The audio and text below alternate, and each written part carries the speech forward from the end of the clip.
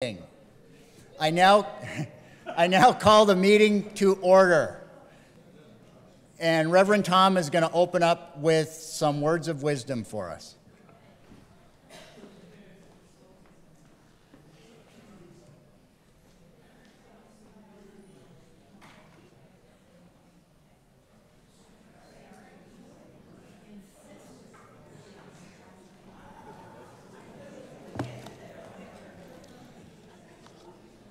Good morning. I thought I would choose a simple reading for today that really speaks to who we are and what we're here to do. It's by Pamela Romancic.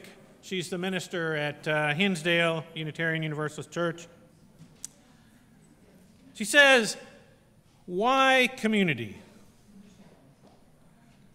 To remember that one is not a whole number, that we need both roots and wings, that strength comes from relationship and mutuality, and that we know life in and through one another."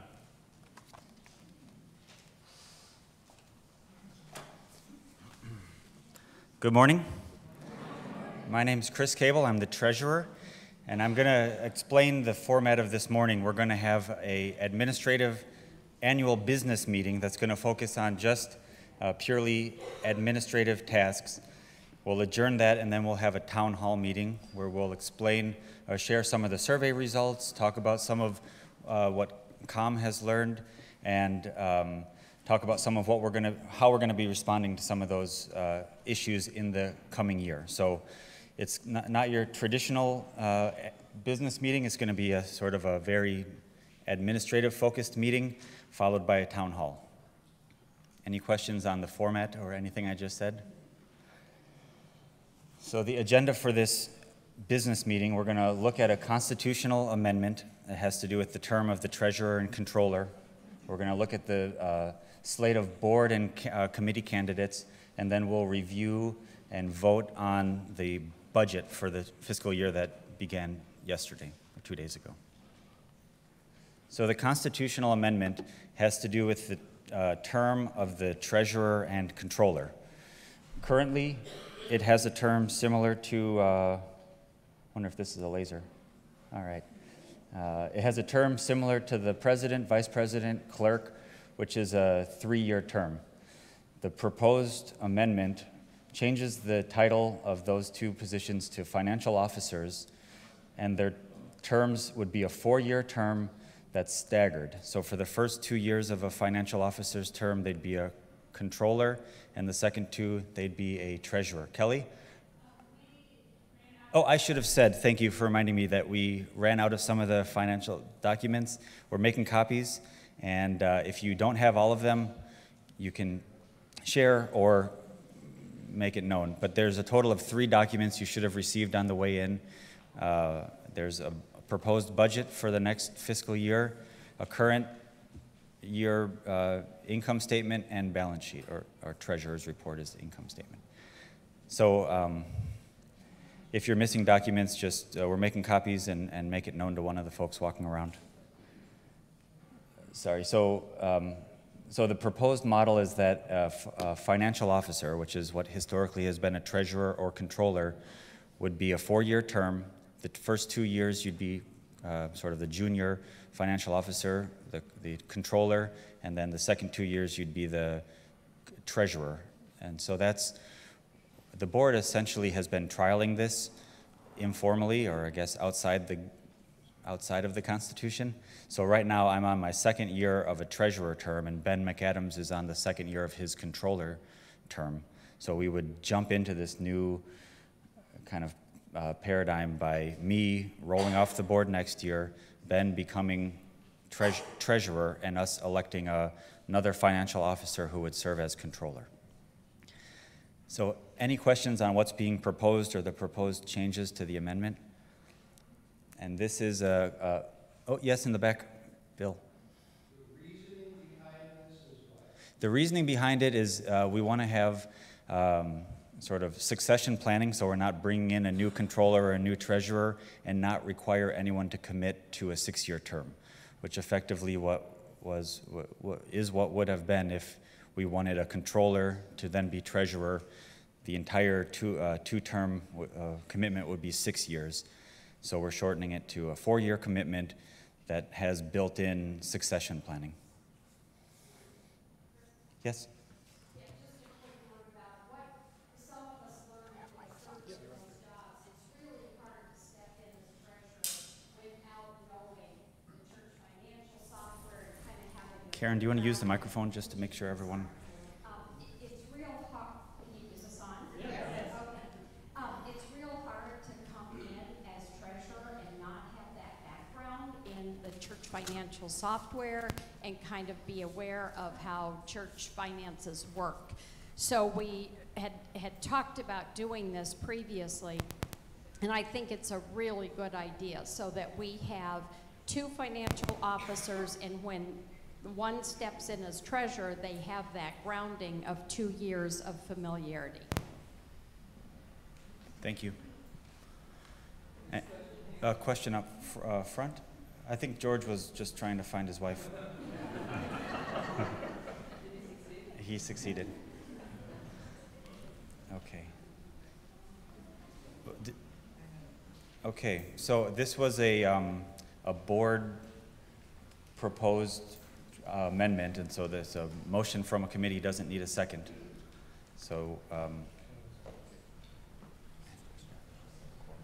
oh, before we do any votes, did we note that Chuck is the parliamentarian? Okay, so go ahead, Dave. Make sure the little administrative stuff here. I would just like to first point out that Chuck Horvath is our parliamentarian today, and I'd also like to let everyone know that we have established a quorum for today's meeting. Okay, so is there any discussion on the proposed amendment? Yes, Mike.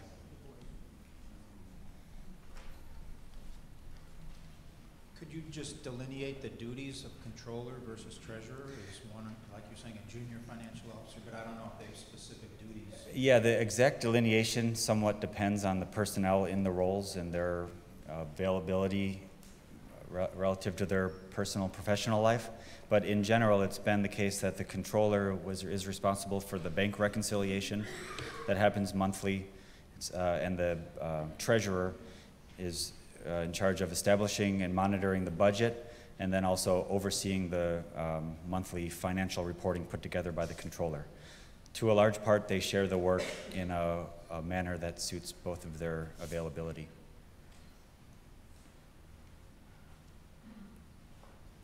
Okay, not seeing any other discussion. All in favor, raise your card. Is that what we say? And some folks will walk around and count, hold them up.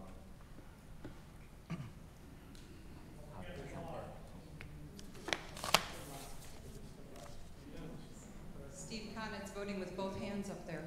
How do we vote people against? Hold your card up for against? Yeah, just go down and say. Right.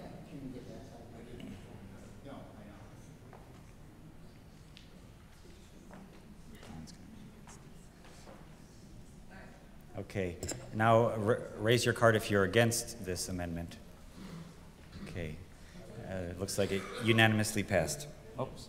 Oh, and are there any abstentions? Okay, no abstentions as well, Joan.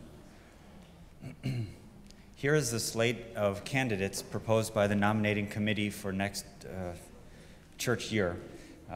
For board clerk, Karen Seymour Ells. For the board community pillar, Jenny Hobbs. On the endowment committee, Sonny Simpson. 2 members to the nominating committee, Justin Hobbs and Jane Blumen. To the committee on ministries, Anna Hartcharek, and the public ministry committee, Heather Amosa. So that is the slate.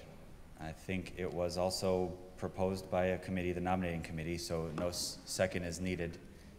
Any discussion on this motion? Laurel?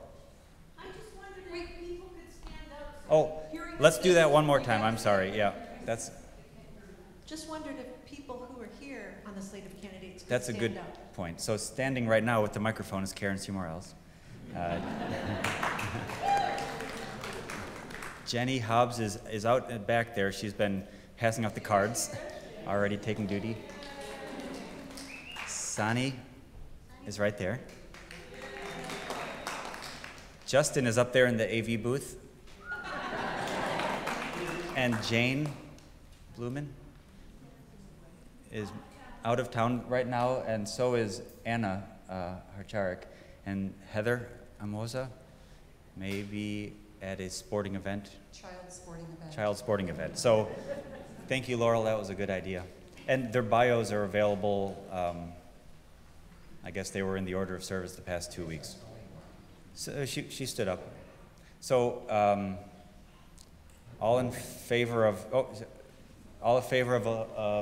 electing this slate of candidates, raise your cards.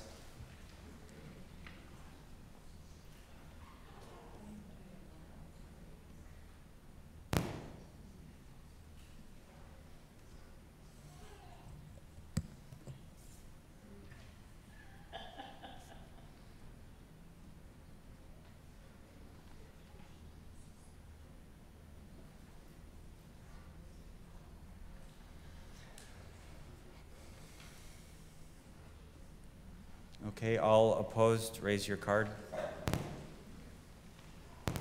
And any abstentions, raise your card. Count one abstention. Okay, so that has, these folks will be on the board and the committees next year.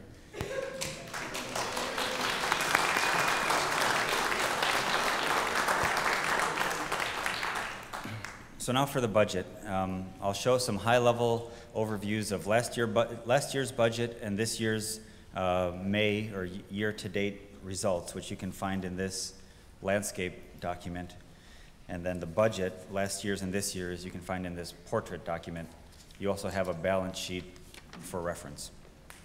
So, oh my goodness, there are no words on there. Is this Justin playing a trick on me? Because I don't think it's funny.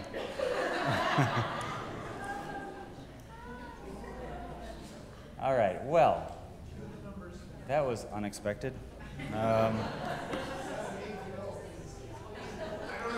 Yes? Oh, can we get a microphone right there?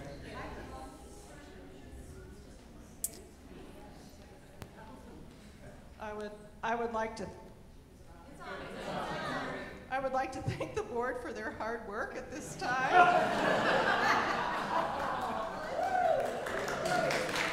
Jean? Jean has a comment right here. I swear there were numbers in this like an hour ago. While we're Justin's waiting on. the question of that, I thought it'd be a good idea to mention who's retiring from the board and maybe give them a vote of appreciation. Oh yeah, that's right. That is a good timing. So the outgoing clerk is Joan Doyle.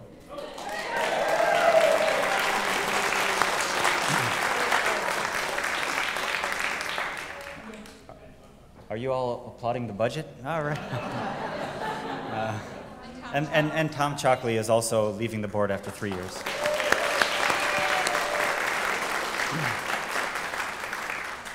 Okay, so thank you, Justin. That was pretty funny. So just a little orientation. In all of these next 3 slides, you'll have 4 columns. The first column is last year's budget, 17 through May of 18, last year's actuals, and then this year's proposed budget, 18 to 19, and then the change in budget to budget. So last year, we budgeted, and these numbers all exclude special collections, which are past the plate collections as well as pads and bridge. So this is just operating expenses. So last year, we budgeted revenue and expense of $543,600, a balanced budget. This year, our revenue came in a little bit higher, and I'll show details of why, and our expenses came in just over what we budgeted. So we actually, for the last fiscal year, had a contribution to the general fund of $37.90. So hey, that's an applause. That's a good thing, because we will need those reserves, not reserves, those are money in the general fund, as well as other monies in the general fund that you'll see on your balance sheet to cover what is proposed in our budget for next year.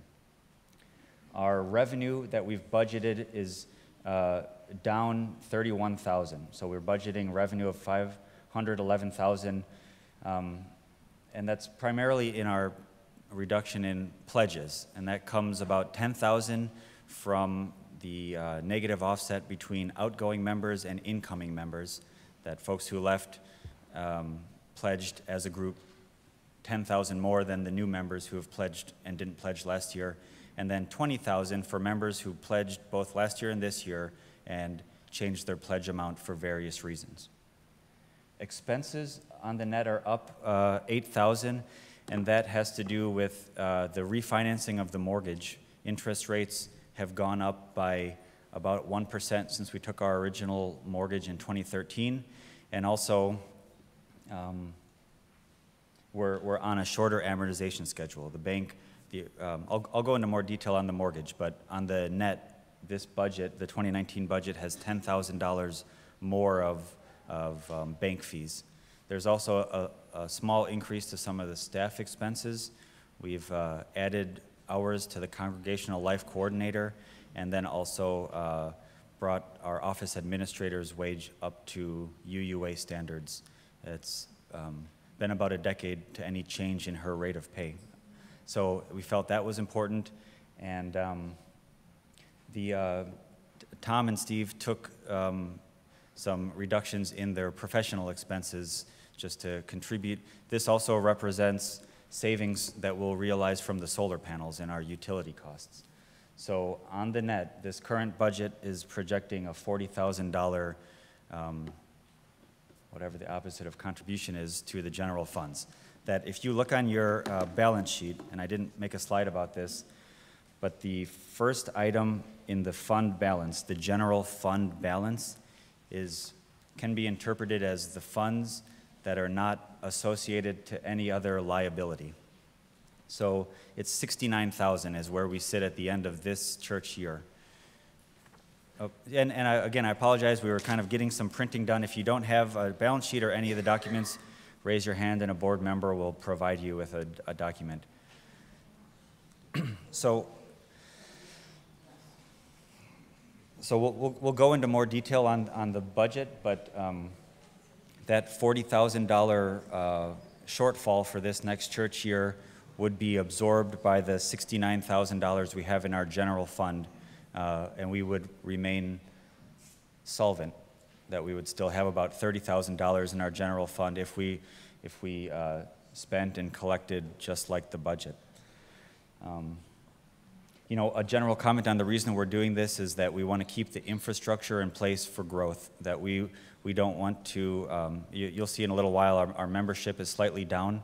We didn't want to adjust our staff or our programming for a smaller church. We wanted to keep it in place for a 320, 350 member church, and that's the reason that we have more expenses than revenue. And I'll take questions at the end.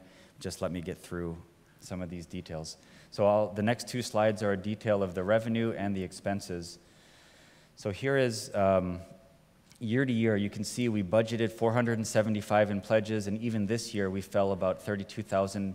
Oh, I'm sorry, we fell about $20,000 short. That was made up by unbudgeted one-time gifts and an above expected auction revenue.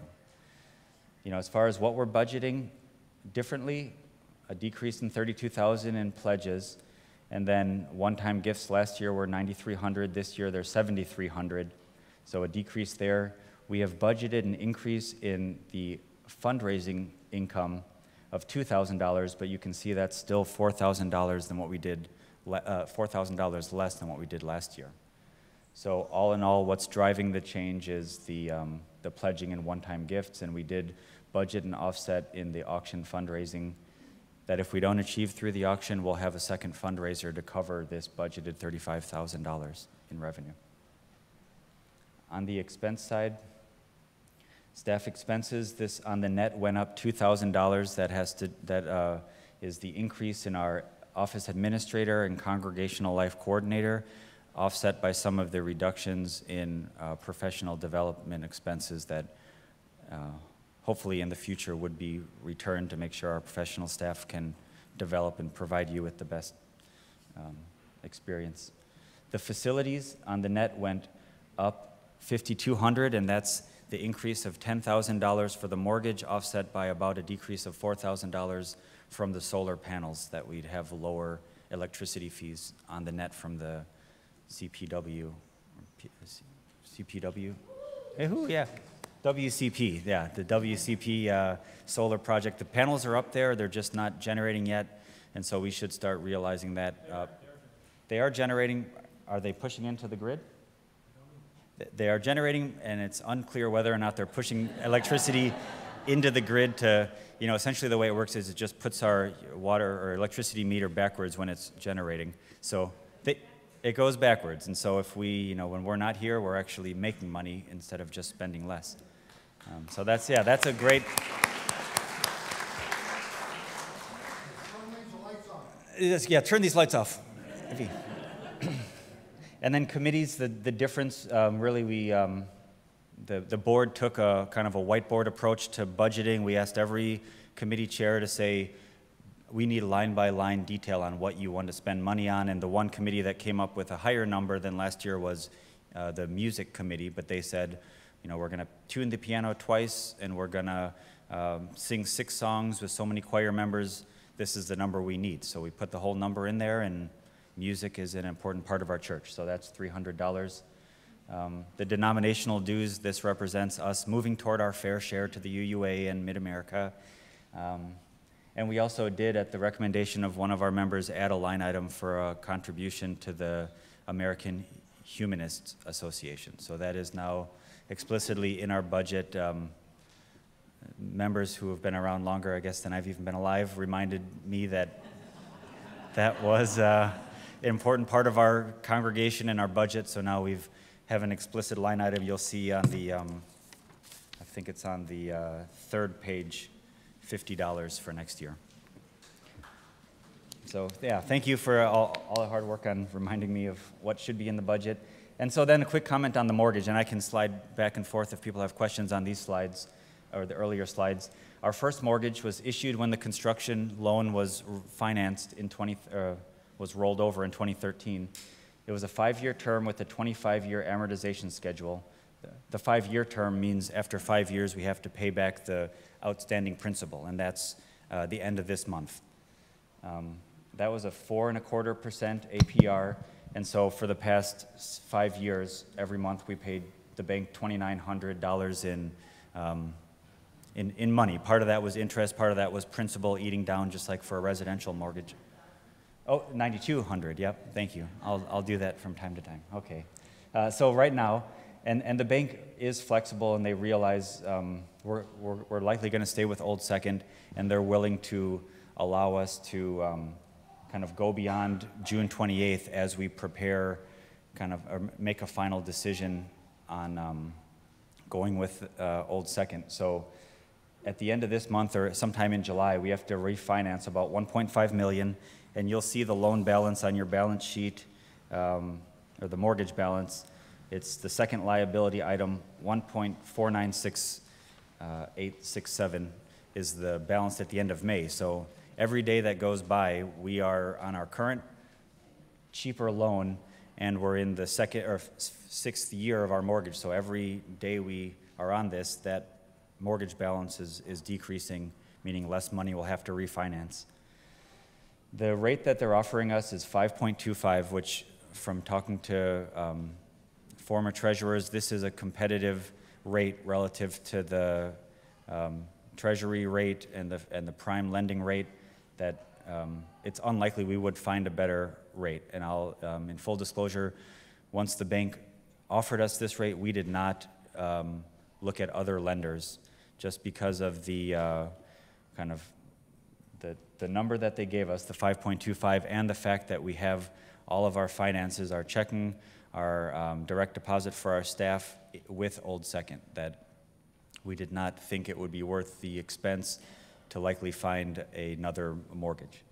The bank is adamant, though, that we continue on this original 25-year amortization schedule and that we go with the 20-year amortization. For those of you who came to the finance town halls, you know that the original vice president I was working with was recommending both this 5.25 at 20-year or 5.375 at a 25-year, but his supervisor did not want to go to a longer schedule. From what Karen Hutt told me, Old Second was the only one who would lend us a 25-year loan in the beginning. It's, I guess, uncommon to go beyond a 20-year amortization schedule in commercial finance. So what you can see is it's about a little under $1,000 a month in increased debt service that is now in our budget every year, every month for the next 5 years if we go with this loan. One thing we're doing is offering member loans, and some of you have already contacted me to give some background for those of you who don't know. When we financed the construction of this sanctuary, we issued $300,000 to 5 members in our congregation for a 5-year term in general. A couple are a little longer, a little, or exactly coming due in June at these rates, 4% simple interest, all interest loan. And so one additional stipulation of Old Second is that we secure at least $250 of the $300,000 for another 5-year term before they will issue the $1.5 million mortgage. So we've talked to the original lenders, and 3 of the 5 have agreed to extend, and the others are still considering. We've also, you saw maybe on Friday, we're offering issuance of new bonds or new loans, and some other members have come forward interested in lending to the church. So the 2 benefits of those loans are, obviously, the member gets a pretty fair 4% return on a fixed income investment, and also the church can borrow at a much lower rate than it does from the bank. So it's a win-win. The one downside is that on those loans, we're not paying down principal. So if, you know, these $300,000 of debt will exist in perpetuity until we pay them off. So that's really the end of the financial presentation. And before we do any discussion, the board has moved that we accept this budget, that you have the detail in this portrait 3-page document. If you don't have, raise your hand, we'll get you one. But it's summarized here that our budget and the special collections are just a pass-through. Whatever we spend, whatever we earn, we spend. And so we're really just looking at a budget of $511,000 in revenue against expenses of $552, and a contribution to general funds of negative $40,000. And so that was a motion to accept this budget from the board. Doesn't need a second, and so now I'll open to discussion. Please raise your hand for a microphone.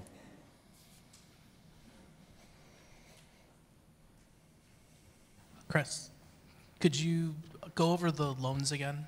Sure. The ones at the end, the member loans. No, sure. So the member loans, the offer is that if you, are you saying to explain what the offer is? That and what we needed to get. Oh, sure. Yeah. So I'll explain the stipulation of the bank is that the bank, the member loans that were issued after the construction of the sanctuary came due in June of 2019. And so the bank felt that that was sort of a risk for them to lend us $1.5 million and us having these monthly payments of $10,000 if all of a sudden we had to find cash and pay these members back. So for them to feel comfortable lending us this money, they want to see that we won't have this projected expense, or it's not really an expense, but this projected outflow of cash in 2019. So they want to see that our cash flows as projected in our current budgets are somewhat representative of what will happen the next 5 years. So you mean they don't want us to have to repay them all at once? They don't want to have us repay them all at once. They were willing to let us repay one of them.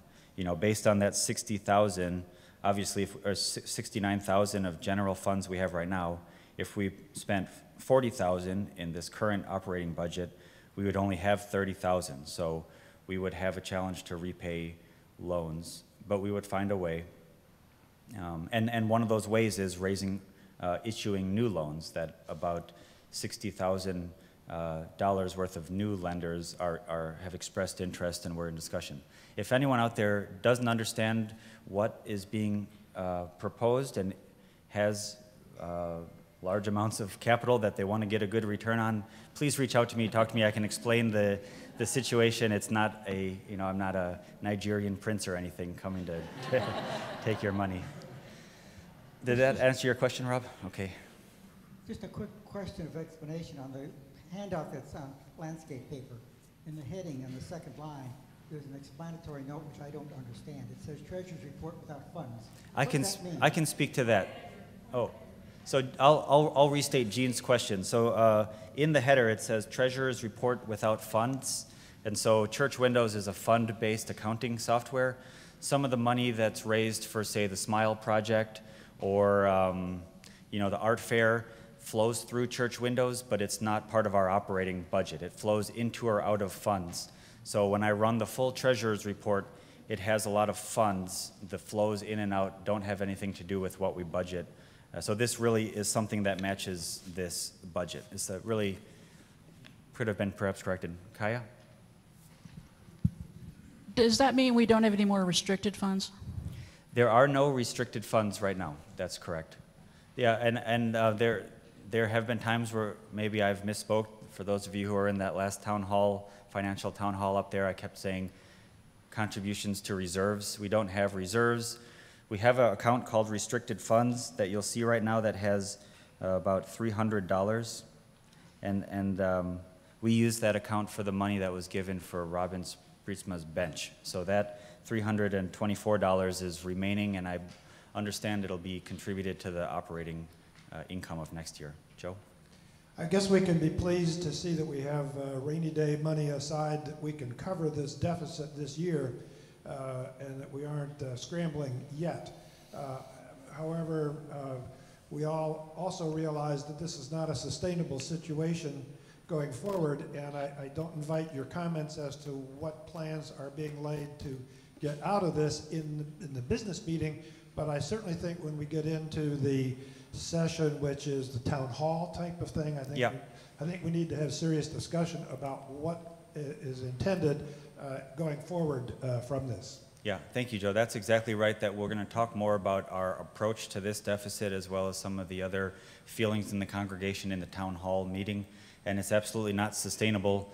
The board is committed to, if not greatly closing this gap, balancing the budget next year one way or another. So hopefully it'll be the easier way, which is we have new members and a new appreciation for this place, and the first line, the revenue increases. But if not, we'll have to look at some, I guess, hard choices as far as how to balance the budget through expense reductions.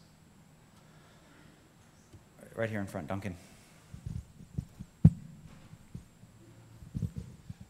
I applaud your resolution of the mortgage issue. I think that is a good idea. We do not and never have had a sinking fund for replacing facilities as needed. And the closest thing we have to that is the equity that's in our building that isn't owed to the bank. So this, to me, is a good way to preserve that equity for the time that we will need it. Yeah, and as part of this refinance, the grounds will be reappraised, and I imagine from the last 5 years, the value will go up because of the work Pat's done with the Prairie. I mean, we have I think, a better church than we had 5 years ago. I mean, it's we've added the solar panels, we've added a bunch of LED lighting, so it's likely that our balance sheet will get stronger as a result of the reappraisal. Here comes a microphone. Sorry. Where do we stand on the pledge campaign this year? Do we have? Yeah, the pledge campaign. There's only a few members who are still outstanding, and so this budgeted pledge number includes a conservative estimate of how they might pledge. So it's a very conservative estimate of about 60%. Some of these folks, we've looked at how they've pledged last year. I mean, we know who they are. They're just busy. I mean, I guess that's all I can guess. It's possible they've left the church without a trace, but I think it's more likely that they're just sort of have not made their pledge yet because of personal or professional busyness. Karen? And, I mean, a few people pledged yesterday. A few people pledged yesterday. And the pledges that have come in, I mean, have kind of been in line with what I expected. Most of the pledges that are coming in are at 100% of what they pledged last year. So as people pledge at 100%, these estimates become even stronger. You know, one other point to make, anyone who increases their pledge throughout the year or decides they're going to make a one-time gift will only make these results less bad. Oh, better is a, that's I don't know, I like less bad. Less bad way of saying that. Okay.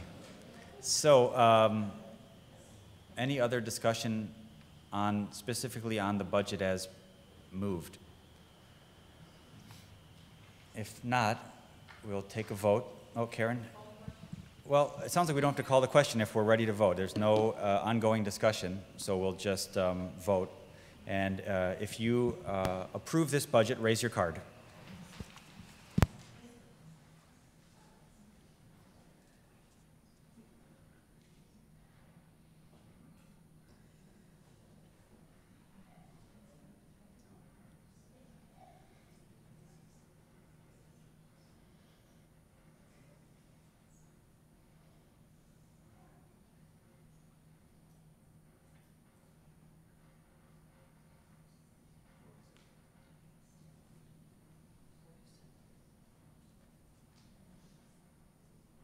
We good, counters? Okay, all opposed, raise your card.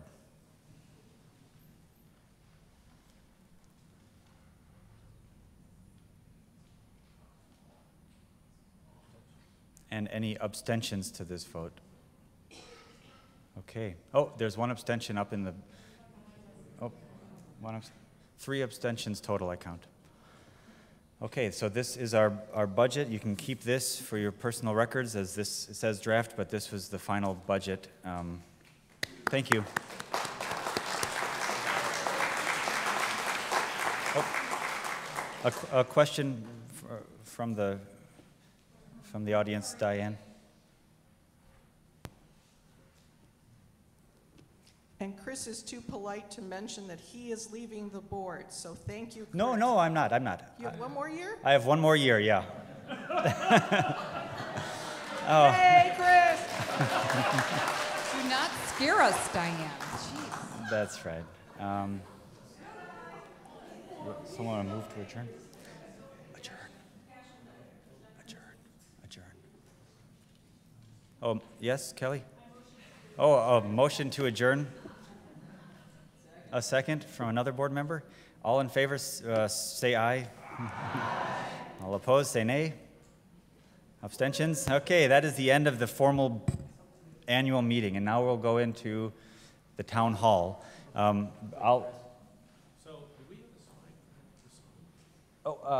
believe before we go into the town hall, we're going to just take a little song break, which will be the Blue Boat? Will be the Blue Boat home. So we have the words. Will be projected up here if the AV team's awake up there. No. Oh boy. We have hymnals. Nope. You all know the words.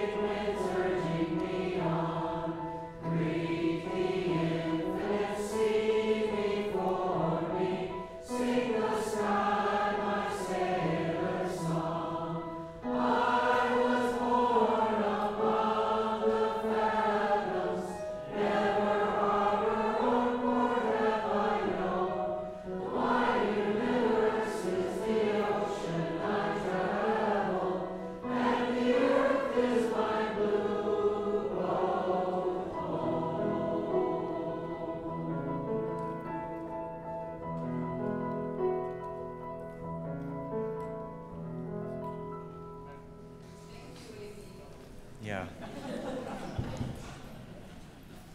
All right.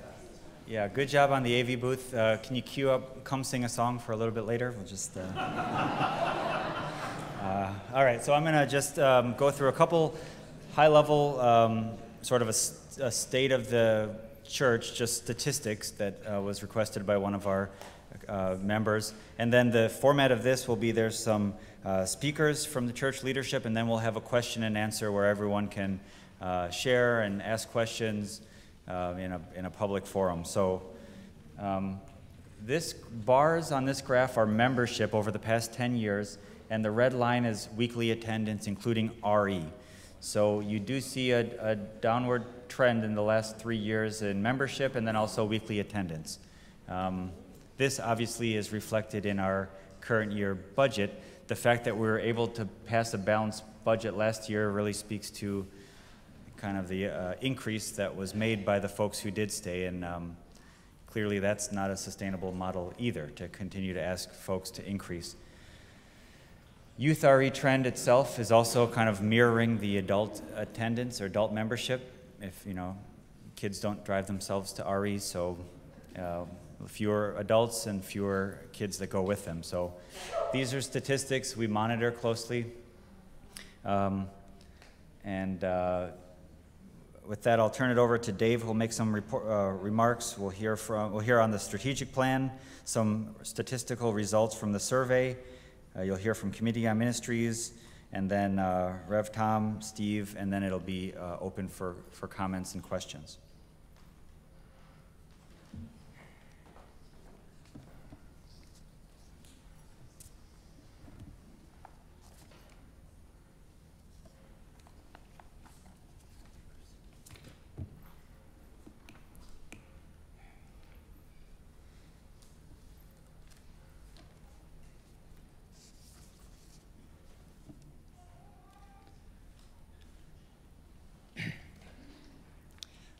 Today is as much a celebration of our faith as it is a business meeting for DuPage Unitarian Universalist Church.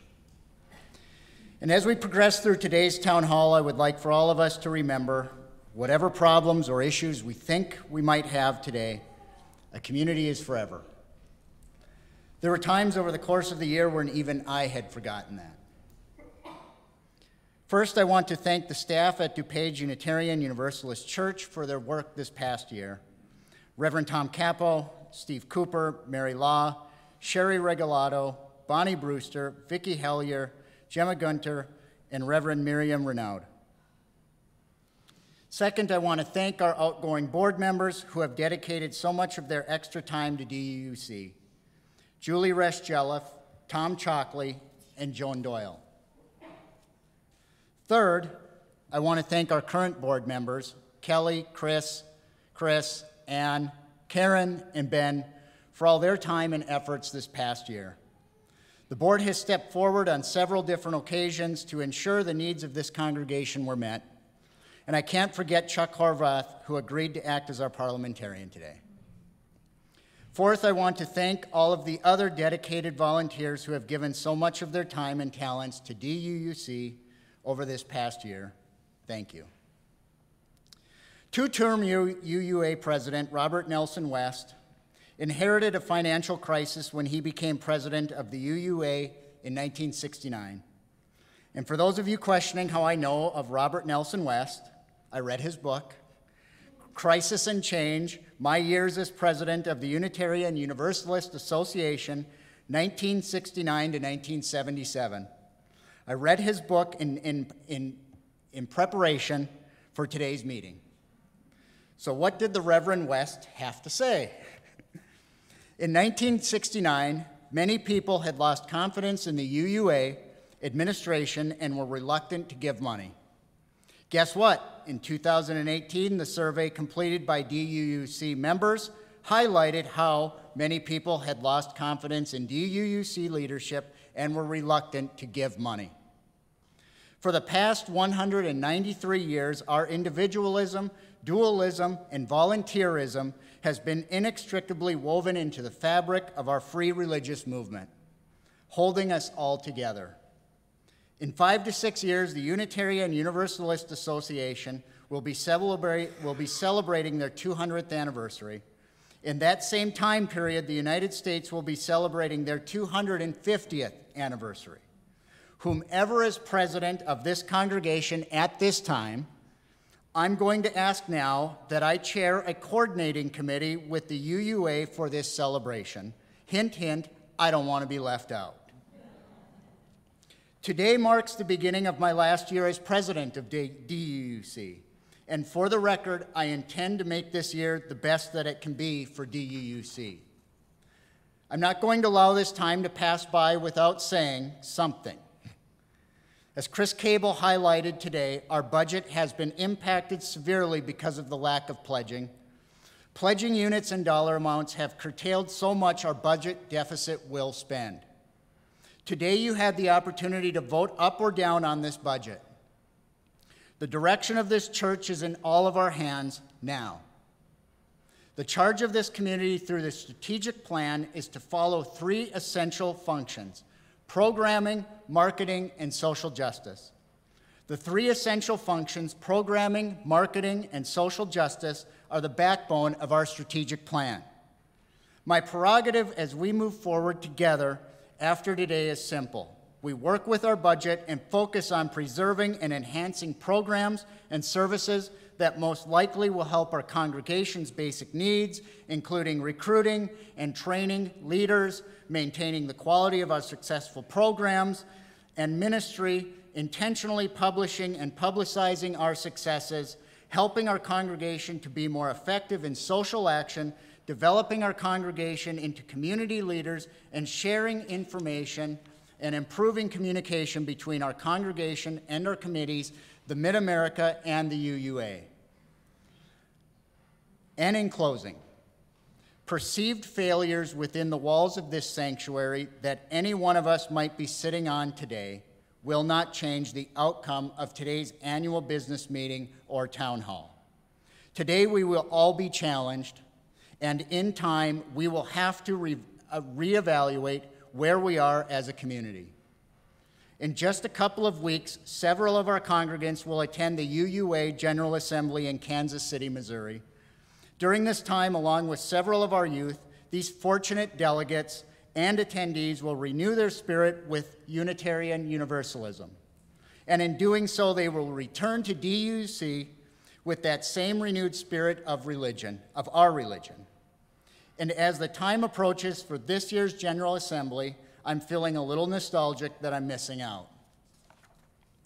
I want to remind everyone in attendance today, no amount of criticism or anger can fix our predicament or our situation. Pointing fingers and blaming others for the lack of pledging units and members will not bring our membership numbers up to 315. We need to keep in mind what it is we need to do, not what we haven't done. We have all acted or worked in tandem and independently for what we thought was best for this church. Today has to be a first step in working together to create a church that is not only welcoming, but is a place of worship which someone wants to return. As we engage with one another today, we need to remember to leave your comments in the survey. We've read those comments and are aware of them. What we want to talk about today are next steps. All I ask for meeting participants is to embrace our UU values of equity and equality and conduct yourselves in this meeting consistent with those values. I urge you to remain in right relations. Today's meetings are about finding a way forward. The survey is one piece of that puzzle. There will be follow-ups to help answer questions from the previous survey. And over time, we hope to learn more from all of you. A survey can only answer so many questions. A follow-up survey can answer more of those questions. Thank you.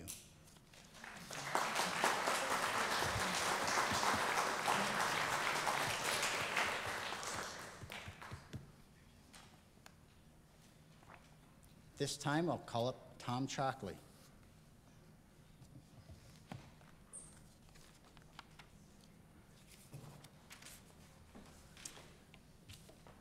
Dave talked about the strategic plan for 2015 to 2020.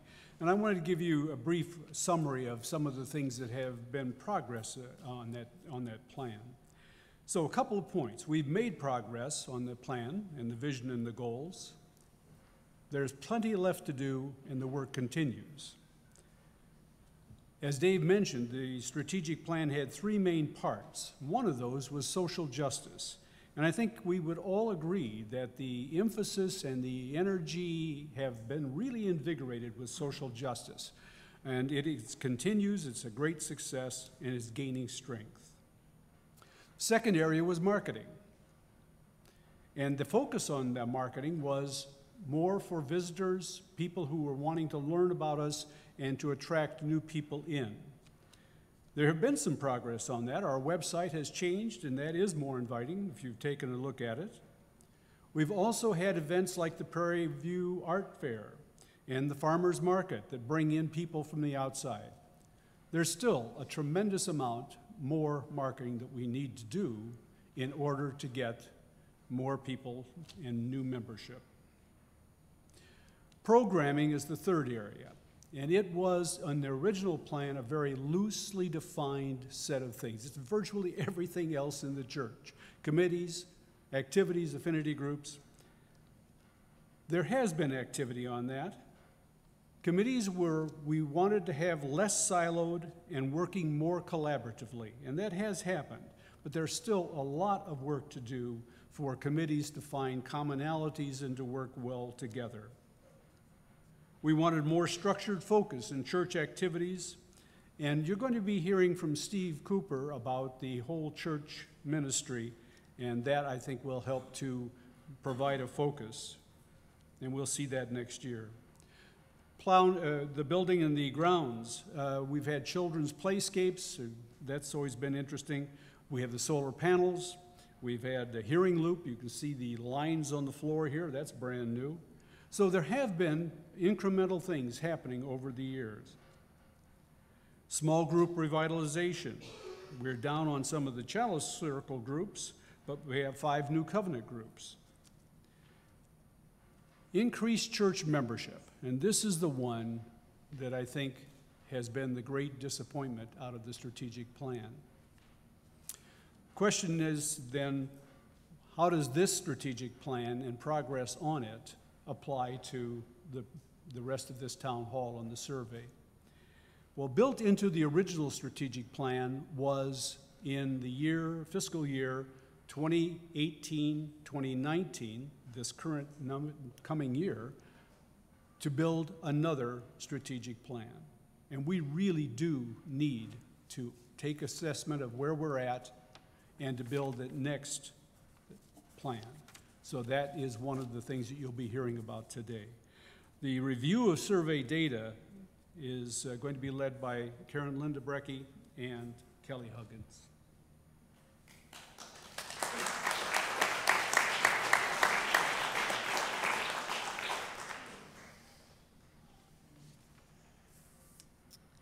First of all, I want to thank you for doing your due diligence and then some in this amazing response rate we had. We had sent out the survey to 708 intended recipients. Not all of those are members. I will address that in a minute. And we had 145 of those people respond. Now, if you look at those who are members, about over half of our members responded. 57% of our members responded to the survey, which is an unheard of return rate. So thank you so much, and please give yourself a round of applause.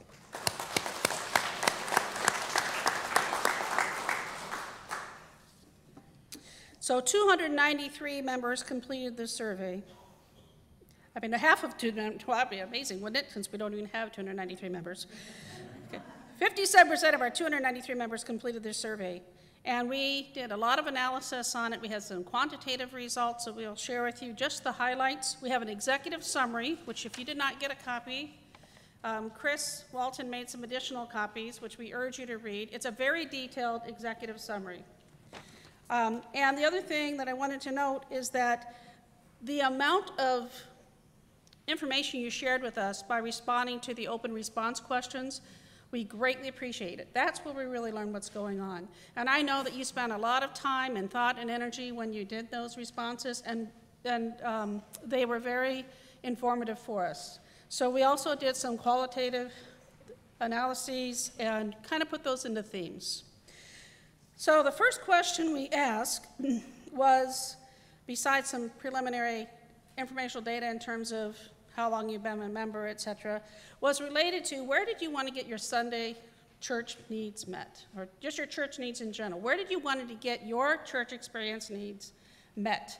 And that was important because we do a lot of things here. And we had a response rate of the 140 people who responded, but 70 said that it was through Sunday services. So half of the people said, we want our needs met through Sunday services. So that's important to note. Because the next thing that we asked was, how satisfied were you with your overall church experience? And that's a pretty broad question. So we already know that you have half of you said that the Sunday service is most important, and then how satisfied are you overall? So overall, if you look, in terms of the numbers 4 and 5, which means you are satisfied or highly satisfied, we're almost at 50%. About 33% are kind of in the middle, and then we have some folks who are not very satisfied. And now we come to how satisfied are you with Sunday services, and we're not surprised, simply because we know that we have some different viewpoints. We're Unitarians, after all, right? So of those who responded, and we had, how many responded? Let's see. 144 responded to this question. Well, it says it right there on the slide. How about that? Guess I should put my glasses on. So it's about a 50-50 split. There are some people who said not sure, but of those who did have a strong opinion, it's pretty much down the middle. And then, do you feel you're getting what you need or want from your church experience? It's kind of the same thing. It pretty much mirrors what it says about Sunday services, which is why we have a focus on that. And it comes down to people's opinions of, it needs to be more spiritual, it needs to be more intellectual. It needs to be more humanist, it needs to be more theological. So that's kind of describes what's happening, we feel. We know those are not the only reasons, but those seem to be a primary thing that we saw. No, actually, I think I kicked us out. There's some, I don't know how to get that back. You have to push it back down. All right, there are 5 key things that emerge from the comments that are in your executive summary. We've already addressed Sunday services. We also had mixed comments on whether we are considered a welcoming, not in terms of LGBTQI, but welcoming versus unwelcoming congregation. We had people who felt both ways. And that is something that all of us need to take ownership of. We also had concerns regarding our financial viability and our lack of membership growth. Those obviously go hands in hand. We all have the same concerns as board members, obviously. And also some concerns about the leadership of the board of directors and dissatisfaction with some of the adult REA offerings in terms of, again, being too theological. So the other notes that are in your survey you can read for yourself. Dave will be going over next steps because we did a conversation of like what happened in terms of the results, but what's most important is what do we take with that information and what are we going to do next. I thought Kelly actually addressed why we did the survey to begin with. I think you probably know, but would you mind doing that? Sure. So it started, I think, with some of the board members anecdotally having different people come and tell us that they were not happy at church. And as we started to share these anecdotes with each other, we started to wonder, is this something? We should probably get our fingers on the pulse of what's going on. And so that's what really prompted the survey, because we really wanted to know, is this just a few people that are unhappy, or is this a bigger issue? and I think this is clear that it is a bigger issue. The other thing I wanted to comment on is we just closed the survey just a few weeks ago, and so this is a preliminary summary of the data. We do intend to do a deeper dive into that data so that we can better understand who exactly, in terms of demographics, are we talking about people who have been in the church longer? They're the ones that are more dissatisfied. And the reason that we want to know more of that information is so that we can make better informed course corrections, or we can do things to try to address some of that dissatisfaction, because dissatisfaction is a very broad term. And so if we can try to get at more specifics, that will inform what we should do differently. Okay? So we know that this is broad, but we also felt like you needed to get some of these results back in a timely manner, because we do appreciate that nearly 60% of you completed the survey. All right, great. So thank you again. And please read the executive summary. If you have any questions or would like any more information about this, please feel free to approach any one of the board members. And again, we'll have Q&A at the end.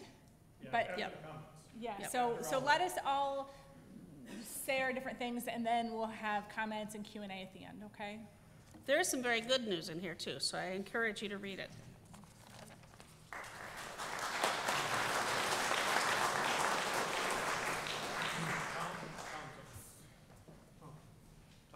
Yeah, I'm going to introduce him. Tom Baldwin from the Committee on Ministry.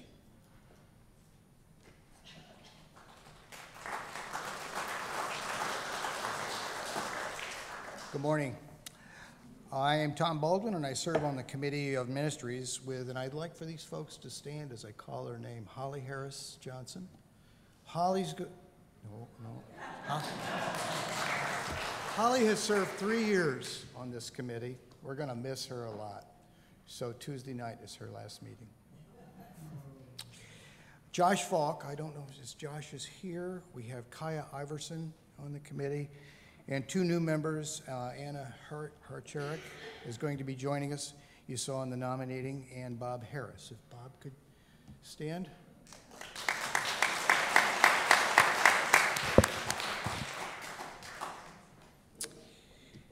We wanted to say a few remarks about the work of COM and our mission, which is to monitor and nurture the DUC ministries. COM meets monthly with Reverend Tom Capo to discuss DUC ministries, which include his ministry, religious education, other staff, and right relations with the board, committees, and the congregation at large.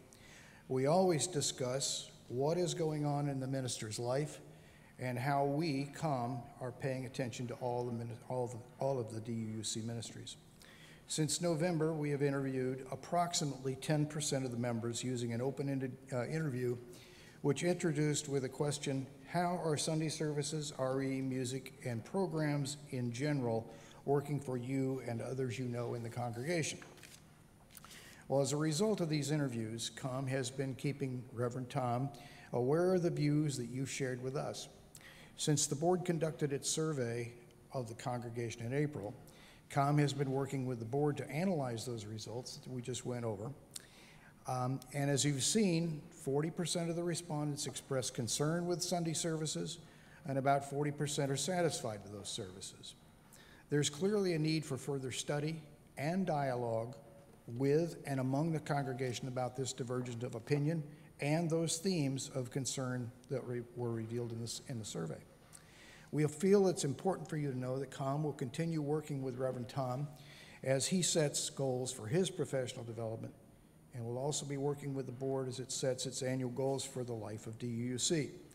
With this in mind, we hope that when you have issues or concerns, including good news you'd like to share, that you'll share those with COM so that we can best serve all the ministries of the church.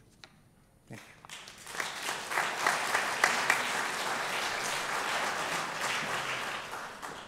This time I'd like to call up Reverend Tom Capo.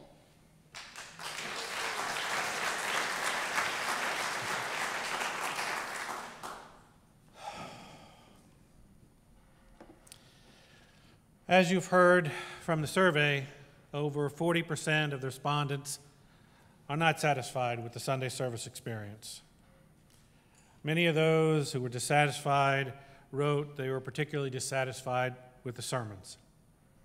Some of the comments were that the sermons were not intellectually stimulating or challenging.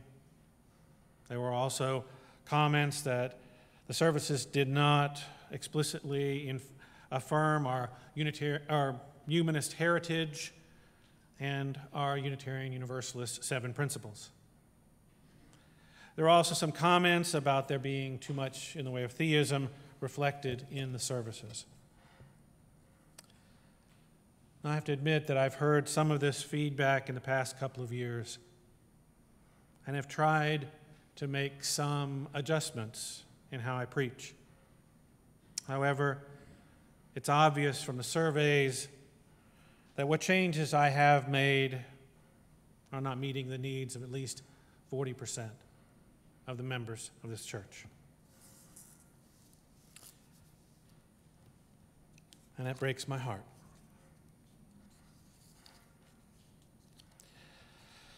I came to this church ready to love this congregation. I was tasked by the search committee and by members of this congregation to help develop a social justice program and help this congregation to be more recognized in the Chicago suburb and, for that matter, in all of Chicago as a place that works for justice, that means something, our principles in the world. And I was asked to create a cohesive and collaborative staff and to continue to expand programs and services that this congregation had already started. And together with all of you, we have made much progress on those goals. Thank you.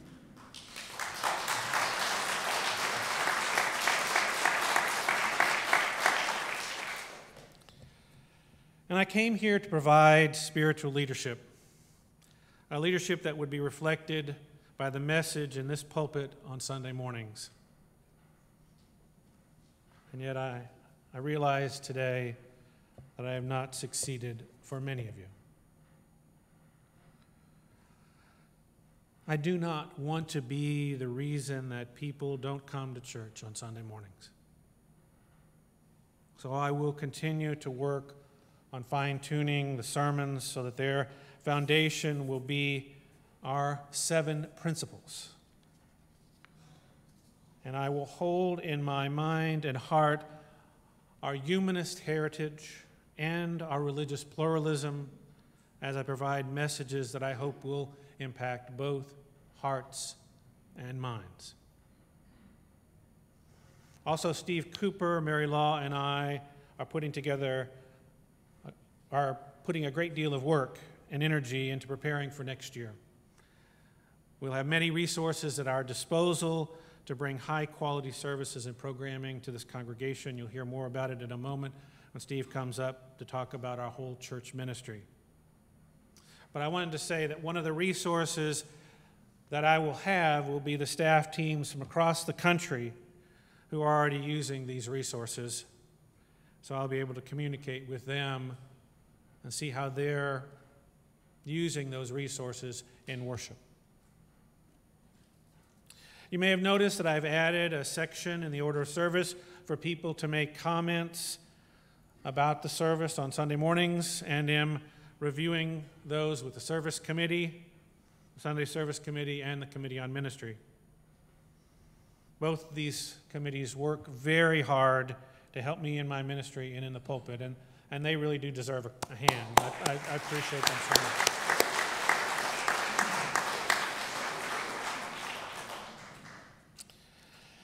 In addition, I've reached out to the Unitarian Universalist Ministers Association for a coach. I've shared all the concerns I have and the results of the survey with the coaching team. They will choose a coach for me, and I will start working with them this summer to improve my sermons and to help this congregation to heal and re-engage with one another in this next year. Part of my plan also includes reaching out to each and every member of this congregation for a meet and greet. I have met with many of you, but there are some I have not. And I feel this will help me to get to know you better and you to get to know me better. Through this relationship building, I hope I will be a better minister to each and every one of you. As I shift my priorities and resources toward Sunday mornings and to the needs of the congregation right now to heal, I'll be cutting back on some of the other things I've been working on. Outreach, on social justice work. I'll also reduce the number of adult education offerings that I've been supporting. So I mention this to you because I need your help. We need an adult education committee. A group of people willing to offer high-quality adult enrichment to the members and friends of this congregation. So please, if you are interested, get in touch with me today or from now on, anytime. However, I would remind you that what is happening here with our congregation is not all about the minister. We are a community, and that means there are things that this community needs to do as well. And I ask you to work as hard as I will to create a more beloved community, to find ways to come together when there are differences, to speak to those you have differences with person to person, rather than talk about them in Creeves Hall. Find a path. We need to find a path through our differences together.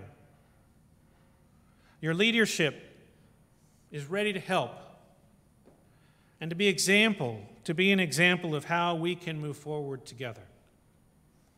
I just say, they'll say this a little bit later, that they are going to work very hard this summer, educating themselves, reading books, taking webinars, bringing in people to help them be better leaders for you. And I think they deserve a hand. You'll hear more later, but they're really going to work.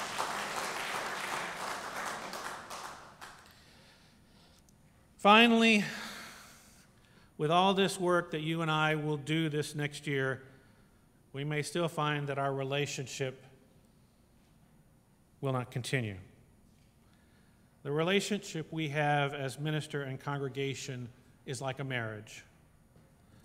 We have covenanted together to try to make this relationship work. But sometimes relationships don't work out.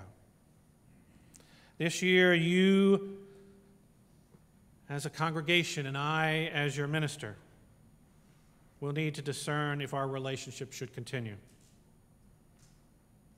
I would rather leave this congregation than contribute to this congregation's financial downfall or its divisiveness. So this year will be an important year for this church, for its vision of itself, for its vision of its minister, and for discerning who and what DuPage Unitarian Universalist Church will be from this point forward. I will always love this church and the people here and want to be with you on this journey. But I also realize this may not happen. And I am resolved with that. I will help you all that I can this year to support you in this discernment while I too make my own discernment. I do believe we have accomplished a lot together since I arrived these 4 years ago. And I hope with all my heart that we can accomplish what needs to be accomplished this year for the health and the healing of this congregation. Namaste, my friends. Namaste.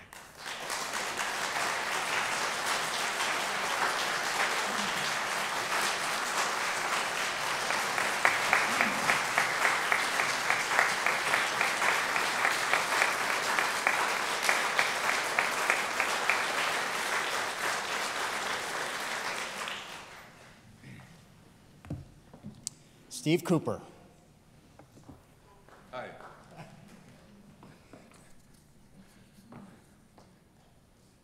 Have you noticed that there's like tape all over the floor and some bumpy wire underneath? That is our induction loop for hearing assist, so that those people that have telecoil functionality in their hearing aids that signal goes directly straight to their hearing aid. So we're kind of doing a soft rollout. Justin Hobbs and I set this up a couple days ago. So those of you that do have the telecoil hearing assist, let us know how it sounds for you. And as we have it tested more, we'll do a grand opening rollout. This is kind of a soft rollout. This isn't what I came up here to talk about. So even before the survey, we had a sense that there needed to be something changing in the church. We needed to do something different. And we were looking at, what are some of the hurdles that we are facing? And some of it is that we have segregated activities happening at the church. We have silos happening. So different parts of the church are doing their own thing. They're doing a lot, but it doesn't really have anything to do with the rest of the church. That we're dealing with irregular attendance, declining families, kind of a loss of the sense of community. And because we have declining members, we have fewer people resources. So it's harder to staff the work that we do need to do. And then the volunteers that are volunteering are being burnt out. And there's this lack of continuity across all the programs that happen at the church. So Mary Law, Reverend Tom, and I got together, and we said, as the ministry team of the church, if you look at how policy governance should work, is that the board creates the guidelines, the ministry team makes that happen. And then the board checks to make sure that that's happening. And then we'll suggest changes, but it's the ministry team that should be making all this happen. And it really hasn't been done that way. It's been the board has kind of overseen, what's happening in all the committees and programs, but the board is made up of volunteers, and you're not here every day. The board is not here every day like the staff are. So it kind of makes sense that the staff are the ones that are kind of overseeing everything that's happening, and have an oversight and looking into what's happening throughout the church. So we went to the board and said, hey, let's make this a little bit of adjustment. And here's what we call it. We call it whole church ministry, because we're focused on the whole church. The whole church should be an entity all in one. So what would a whole church look like, or a whole church ministry look like? So think about the whole community. On a Sunday morning, the whole church gets the same message. They leave church that day, everybody having the same message. The kids having the same message. The adults having the same message. The people that went to a forum or did small group ministry or did something different that day, they all have a similar message.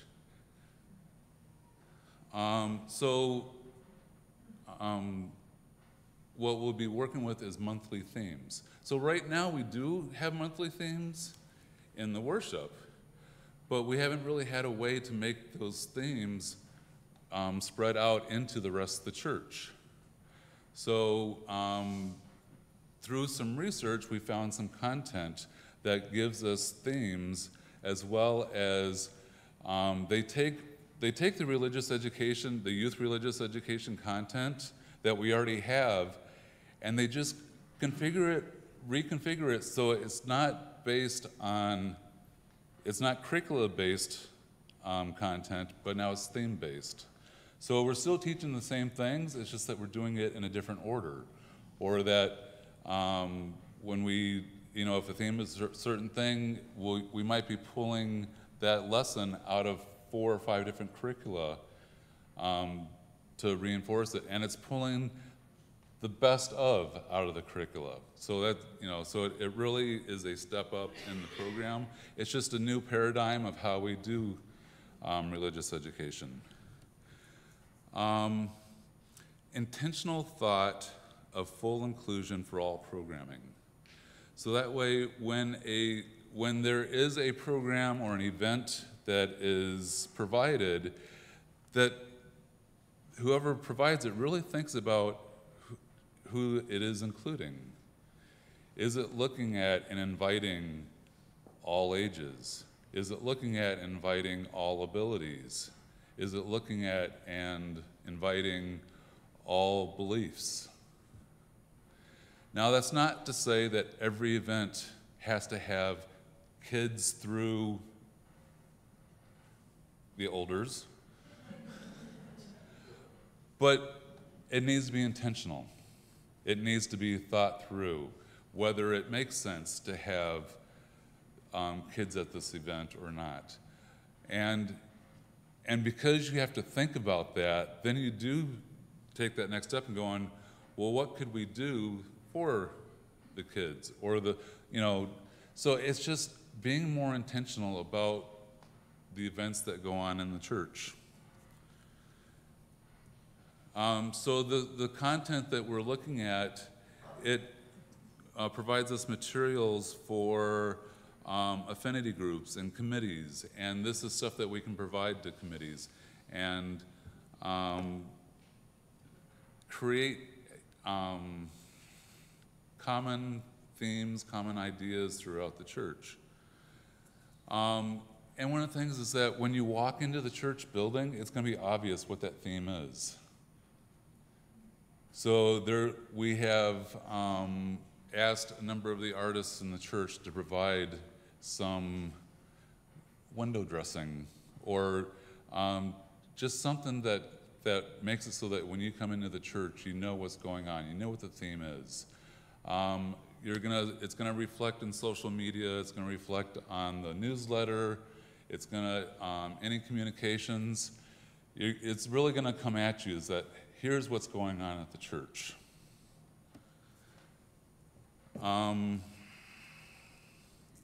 So think about it. You get in the car at the end of the day and you drive home, and everybody in the car can talk about what they did that day, and it all intermingles.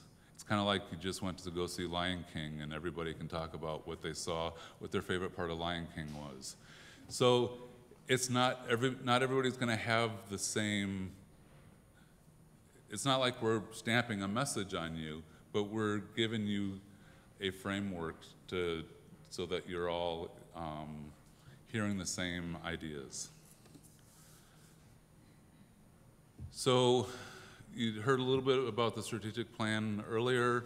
This is what the ministry team is going to be looking at, is how do we keep that strategic plan going? And when there are updates to the strategic plan, how we involve that in. So some of the things that, if you remember, if you've been here for 10 or more years, actually 14 or more years, you probably remember the Programming Council. That was a part of the board, was the VP of Programs. And for the Programming Council, it's like all the chairs of the church came together and they shared what was happening in their committee. Now, it was an unwieldy program because you had 30 people in a room telling about what you're going to do. So we want to go with that concept, but pull it down, squeeze it together. So really looking at,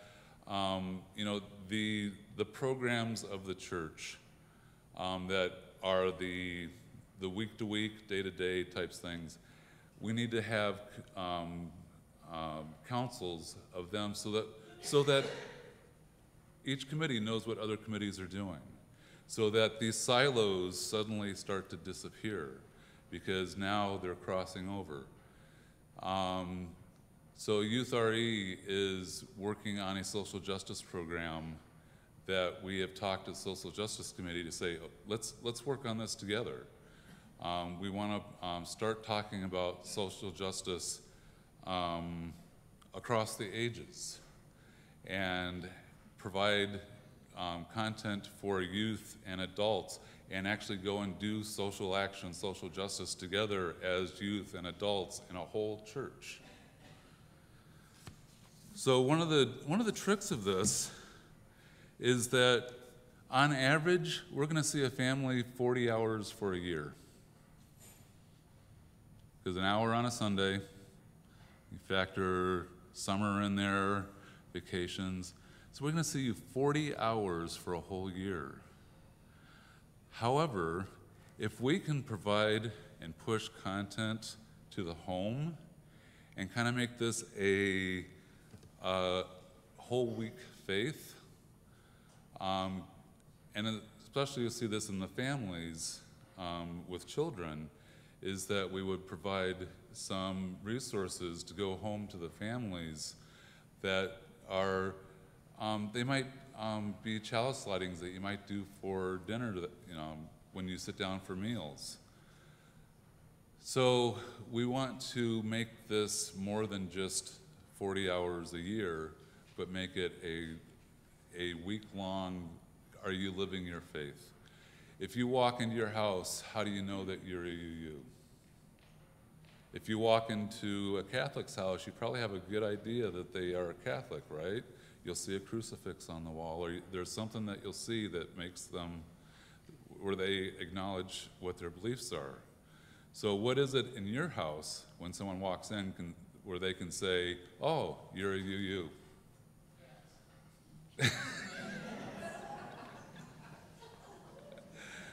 I did not know that. Cats, okay.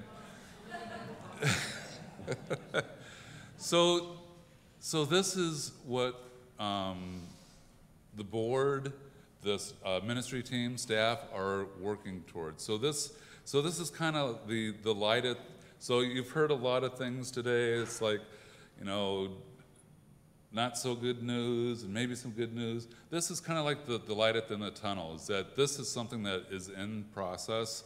We've been, the three of us, Reverend Tom, Mary, and I have been getting together a couple times a month since February, focusing specifically on this.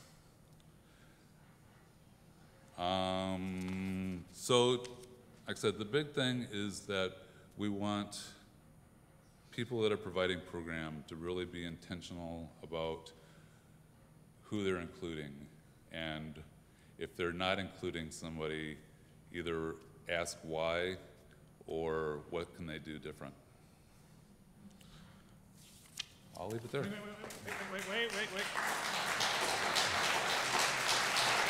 Something else to say. Don't go away. So, I don't know if Steve knew this, but that I was going to say this. But he's been working on getting his license, certification as a director, credentials as a religious educator. And I just got an email that said you completed all the Renaissance modules in preparation for getting your certification. Is that correct?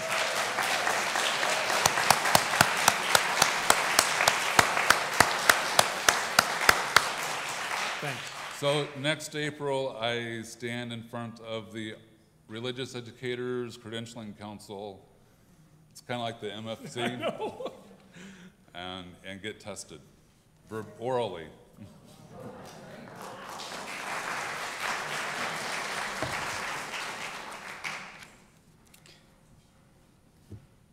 All right, in closing, before we get to the question and answer portion, I just wanted to thank everybody for your time today. Thanks for coming out. Thanks for sticking around. Thanks for listening to all of us. But I also wanted to comment that this survey is just the beginning to an ongoing improvement process, and you have this in front of you. It was a call to action for all of us, staff, board, and congregants, to care for our beloved community, and that was a big reason for sending the survey out. The board will improve our communication with the congregation beginning with sharing monthly summaries of our board activity. Board and COM will work together to evaluate and plan for the improvement in the fall of 2018. And Tom Baldwin and I have already had regular meetings, and we've already begun our relationship in terms of myself as president and Tom as the chair of COM. Reverend Tom and the staff will implement the whole church ministry. We'll give you updates on the strategic plan as originally intended beginning in the fall of 2018, but we've already given you some of that today. We will take a look at the Strategic Leadership 301 offered by the UUA. The board will read Community, Structure of Belonging, a Peter Block book, and Congregational Leadership in Anxious Times. COM will conduct a follow-up survey, as I talked about earlier, and COM will continue to conduct regular surveys of the congregation.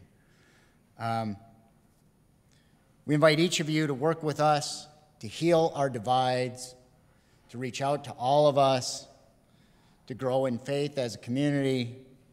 We ask for all of your ideas, your energy, and your commitment to move forward together in a constructive manner. Thank you.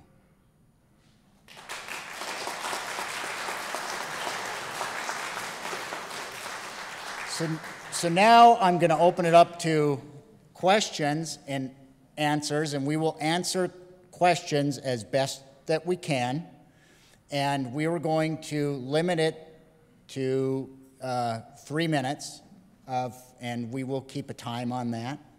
And I will try to keep a record of who has asked to speak and what order that comes in. And we have microphones for you. Please speak in the mic so the people Yes. who need hearing assist.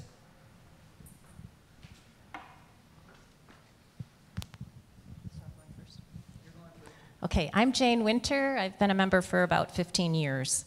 I read some of the preliminary or the executive summary of the survey, and I just jotted down a couple of thoughts I wanted to share. In specific, I would really like to caution the board against, and the minister and the staff against, describing the survey results as a divide between theists and humanists, or between the satisfied and the unsatisfied. The board put out a survey, and yes, it yielded results.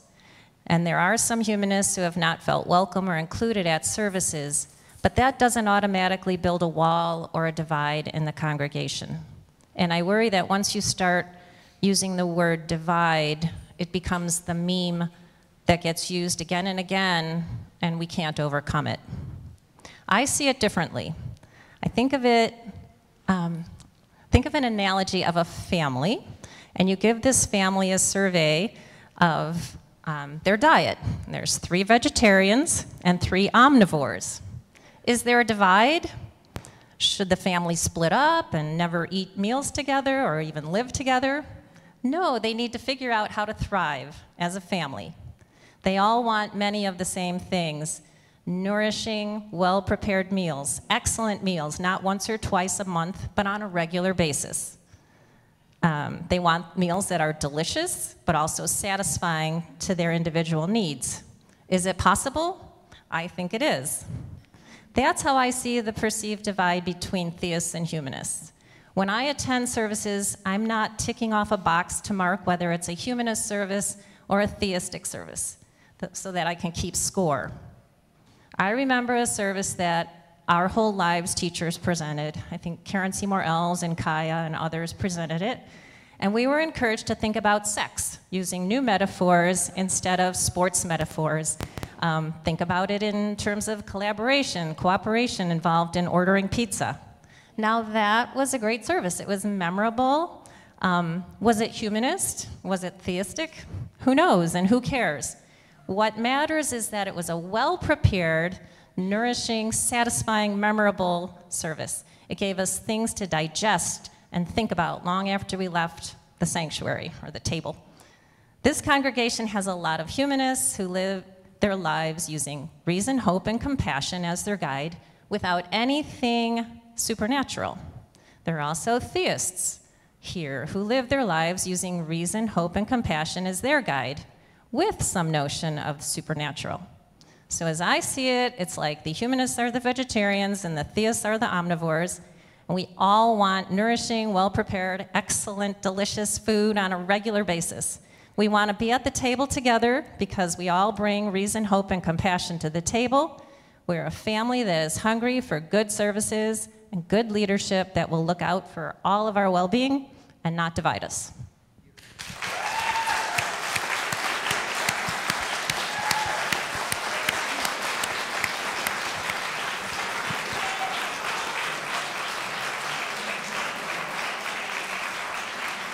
To follow that. Is there room for carnivores?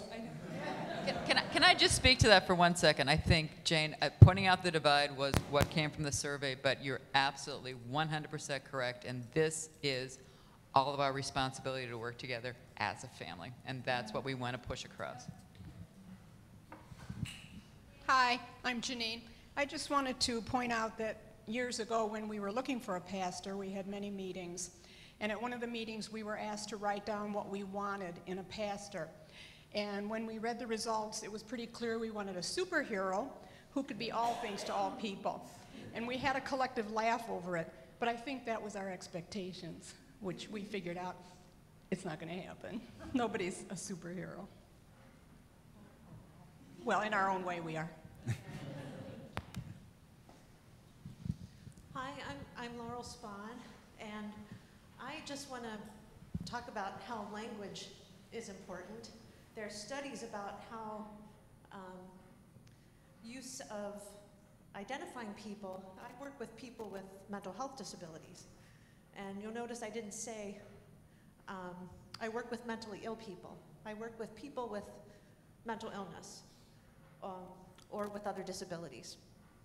And I guess something I've kind of asked people to think about here in the church, and maybe this will help us. It's just a small thing in everything else we're talking about, but what I really appreciated hearing today was the use of we, our, here, our church, our community, our congregation. And I guess this may sound kind of silly, but let's stop referring to ourselves as DUUC.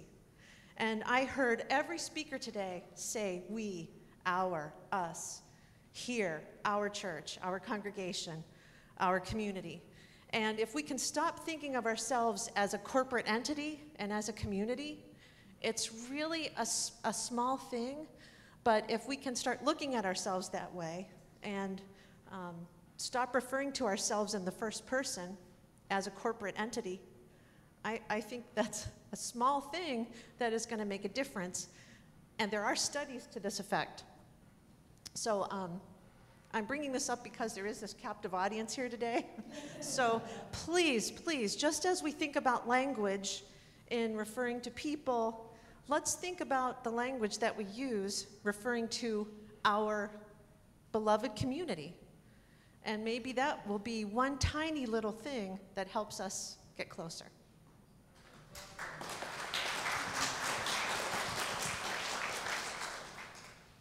You know, when you have the microphone, you just get to make a comment. But all of that, exactly how we move forward the next year. Thank you so much for all of you.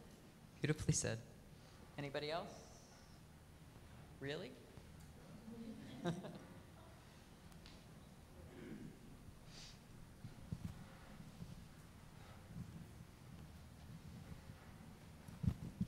I appreciate everything that was stated in terms of the comments. The survey results were as I said, not super surprising.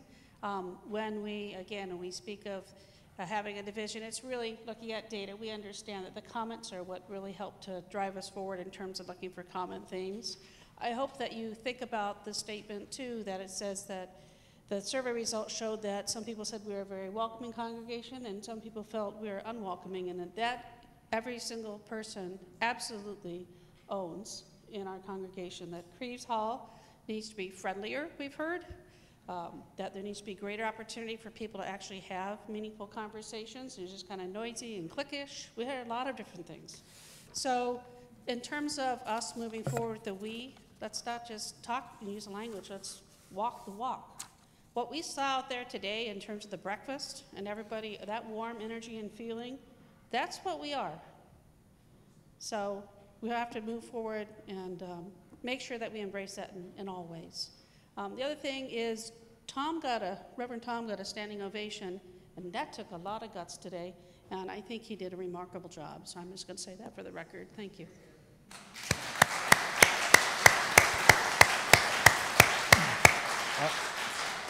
I'm Mike Winter. I really appreciated what Jane had to say about omnivores and vegetarians, but I do think we need to get to this basis where what we're talking about and what we're hearing is something that gathers us all together. That services bring us to a point where we're discussing what it means to be a UU, what it means to believe in the 7 principles, and it seems critical that we come together and be intentional in that way to hear what we want out of our lives, to have what happens here to mean something in our lives elsewhere. When we come here, we walk away with things thinking about what's been said and how that'll apply outside of here. And when things happen outside of here, that we think, what would my community here do it too? And I feel if there's a divide there, the divide that I'm concerned about is a divide that we need to make this be a place that matters more to ourselves than I've sensed that it's become. Things have to speak to our hearts here. Things have to speak to us in many ways, intellectually and in our hearts as well.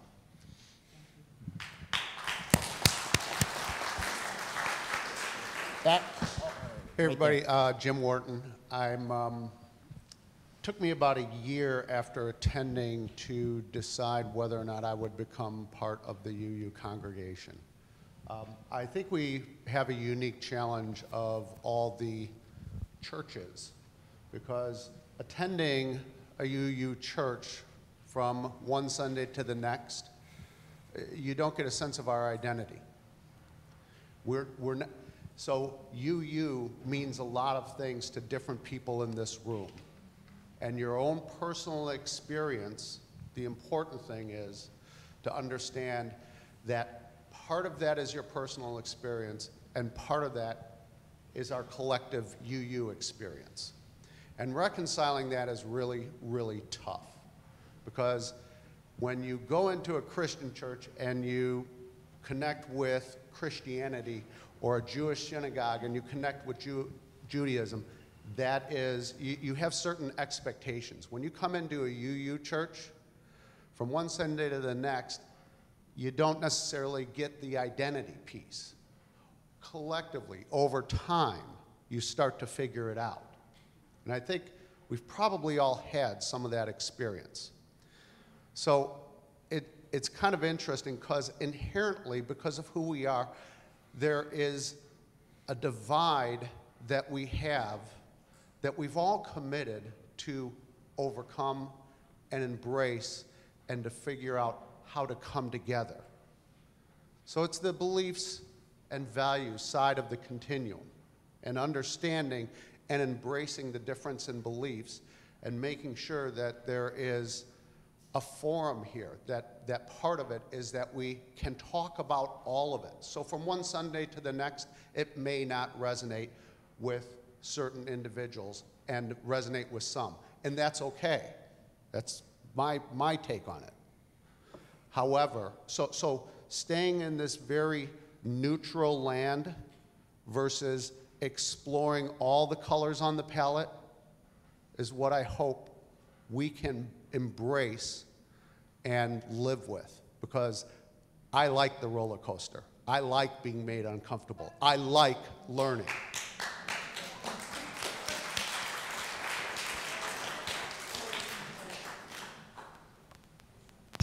Karen, and then Hi. Becker.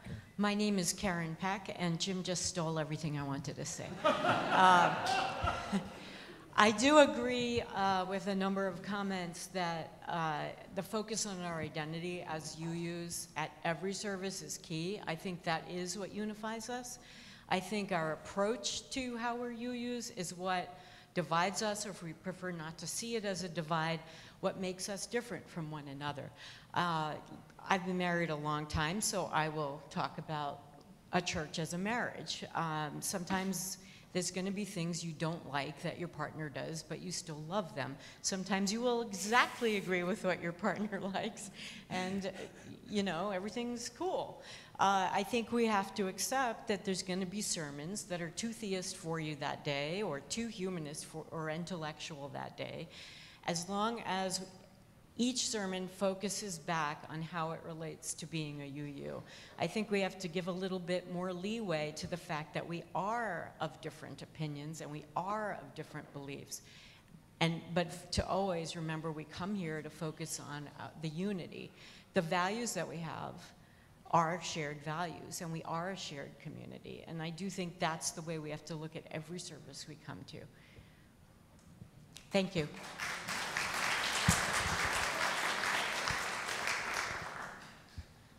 I just wanted to share a couple points. First, my first 7 years being a member here, we had 5 different ministers. And there's one lesson that I came away from that with, and that this congregation is very capable of the roller coaster. You know, bring it on, quite honestly. We can handle it. And with all due respect to Reverend Tom and every other minister that we've had, I'm not here because of the minister. I'm here for the community, okay, for this family. And the other point I want to have you go away with here is we are, in our own ways, a reflection of what is going on in the world. And what is going on in the world kind of sucks these days. At least it does from my point of view. There is a very divisive feeling out in the world, and it is so easy to bring that into this community. So resist, and let us model what we would prefer to see in the outside world within our community. Okay, thank you.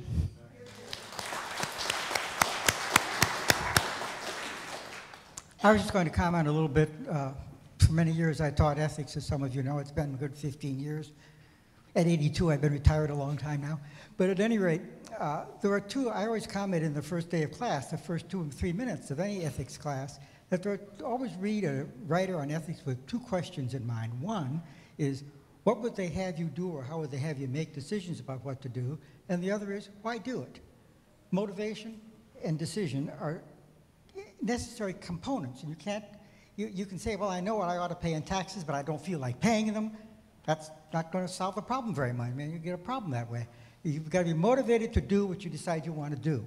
And motivation is often called spirituality, and what you're going to do is sometimes called theology. But whatever it is you call it, those are the 2 components, and you've got to have them both in a well-lived life, it seems to me. And they both are pieces of it that we have to combine.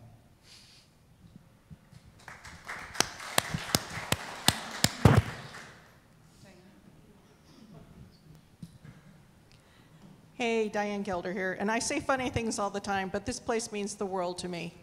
You all know we moved away, we still come here. I would like for you to consider 2 things.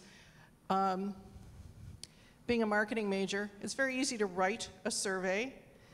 I look forward to further surveys. If your choices are you satisfied or dissatisfied, that's not enough information yet. So I do look forward to hearing for further things. Because maybe the chairs are uncomfortable, maybe it's too cold, maybe you'd rather have a hymnal, and I'm not even going there.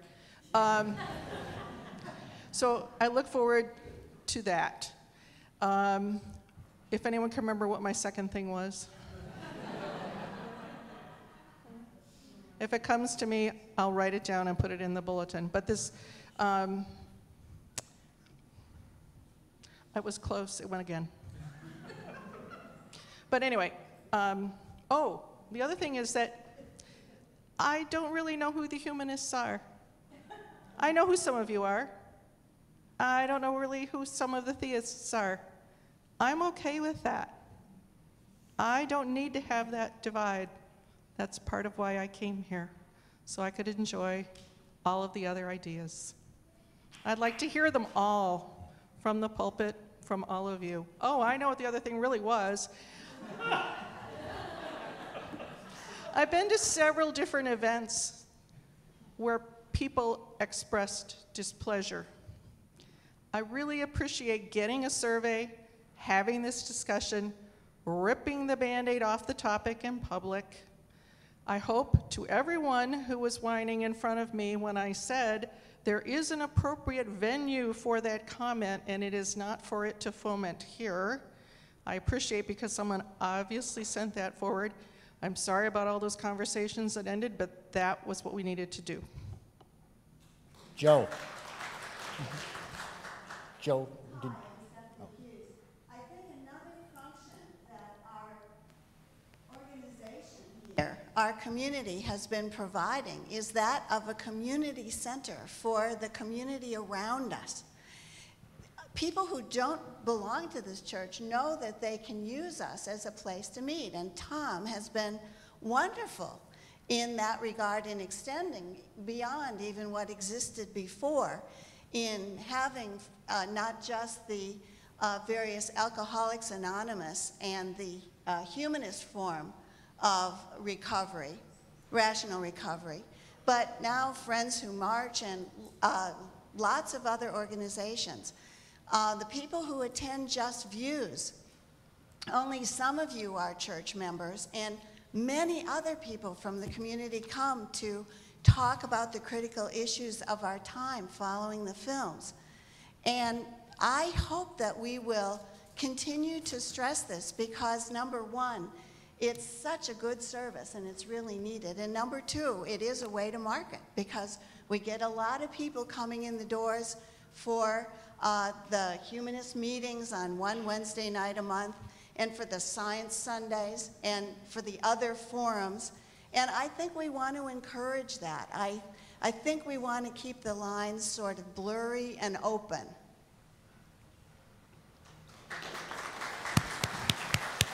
My name is Jo Lindsley, and I just want to say I heard what Caius Iverson said, and I approve of that message.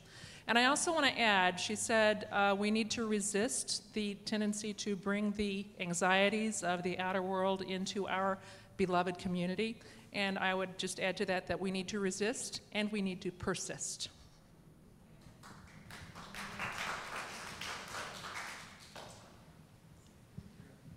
Hi, I'm Carolyn Atkin, and I've been coming here for nearly 40 years. I'm a little bit older than Diane. When Jean and I were first married, we drove as far as 90 miles to get to a UU church. We were in the middle of South Carolina, which, let me tell you, was a cultural wasteland. We were also in the Rio Grande Valley, ditto. We were so glad to get to a UU church that we didn't really care what the sermon was about or whether everybody in the church agreed with everybody else. We were so damn glad to be in a UU church. And that's kind of my attitude right now today. I'm just so happy we have this place and that it's not too far to drive. You know, I'm just very, very grateful for this. So let's just keep on being good friends together.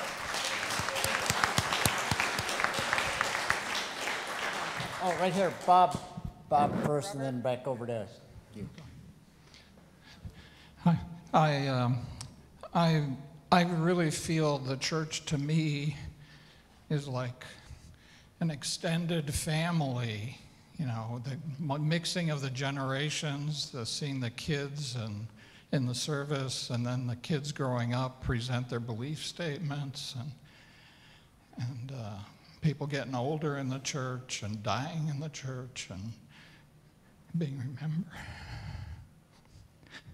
It means a lot to me. That sense of community and family. And I loved, Jane, your statement about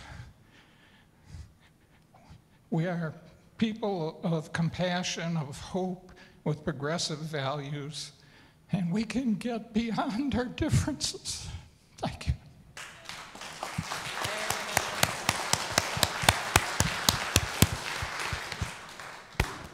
I just want to say thank you to my church. I went through a rough patch for 2 years, and this community actually reached out to my mom, who's Karen Lindebrecke, who's right there in the front. And I know Reverend Tom came to see me. For those of you who don't know, I was in prison for 2 years, or 18 months, and in and out of the court system. So Carolyn Atkins, she was one of the ones that was writing to me. I mean, my community means a lot to me. I just want to say thank you to everybody, and I also have a great job, thanks to Reverend Tom and a few other people. So thank you.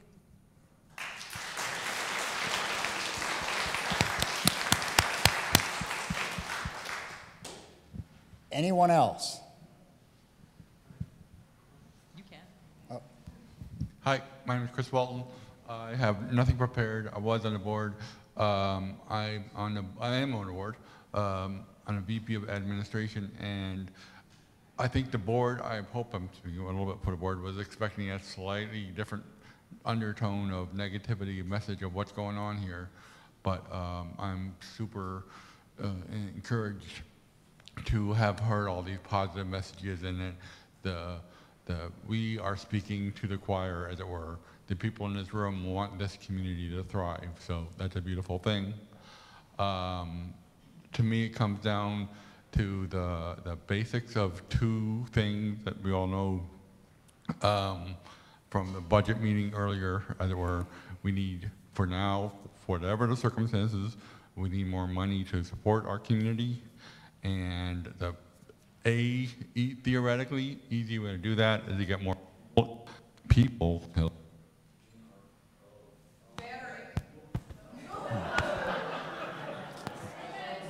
Over here.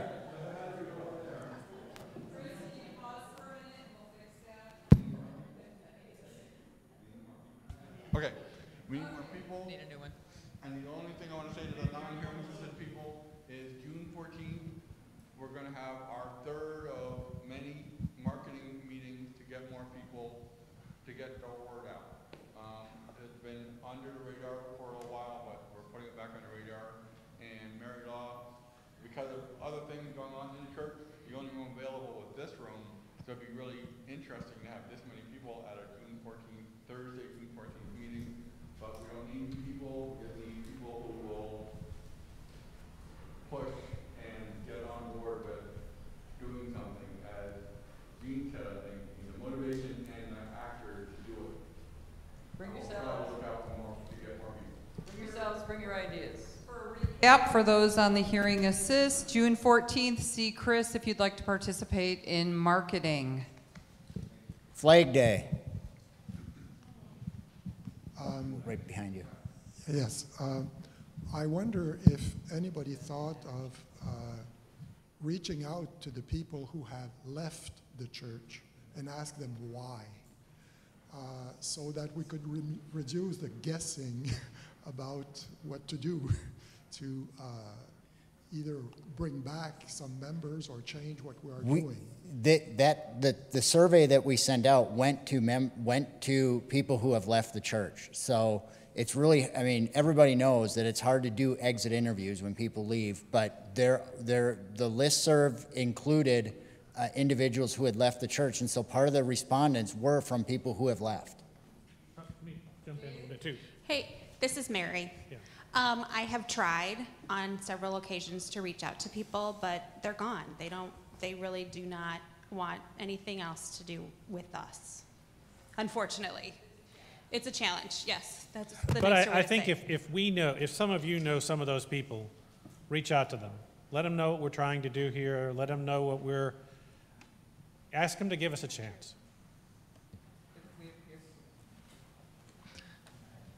I'm Sue Ross, and one of the reasons that I love this community is the diverse belief systems and viewpoints and whatever.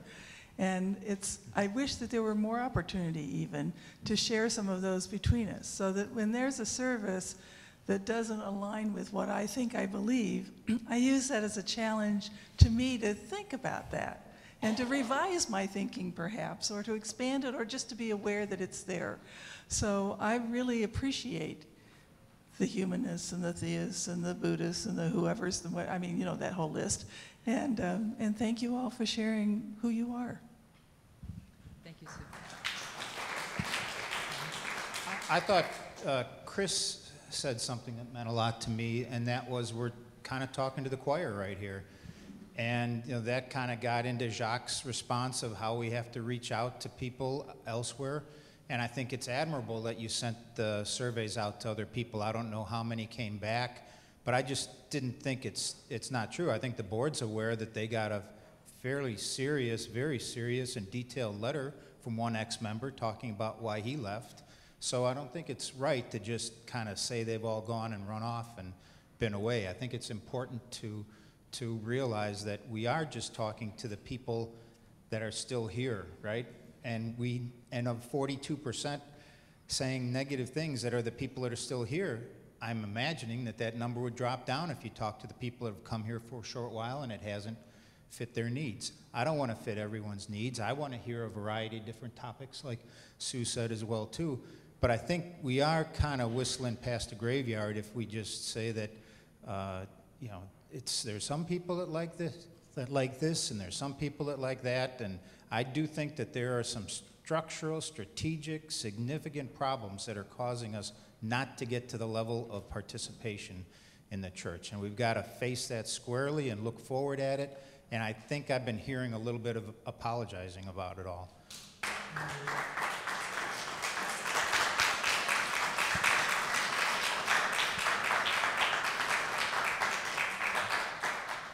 I kind of want to go back to, I think, what Joe Gano brought up in the regular meeting, and at substantial risk, because we've just barely touched issues of membership and money. There are three solutions.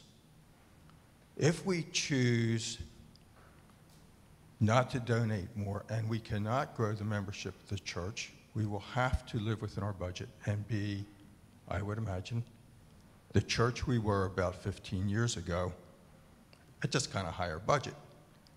And that's okay if that's what the congregation chooses to do. Second solution, I say, with monumental risk,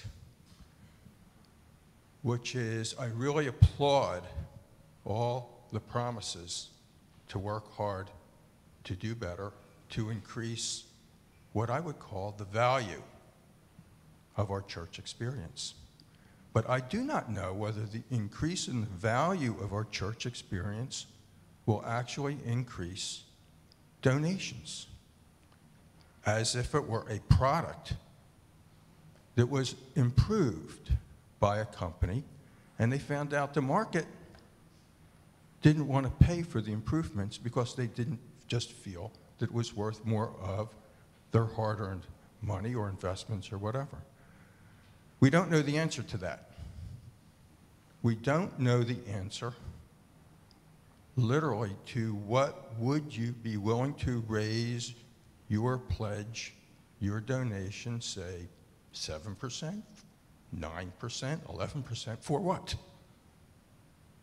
What would you individually want to solve our budget problem if we didn't grow?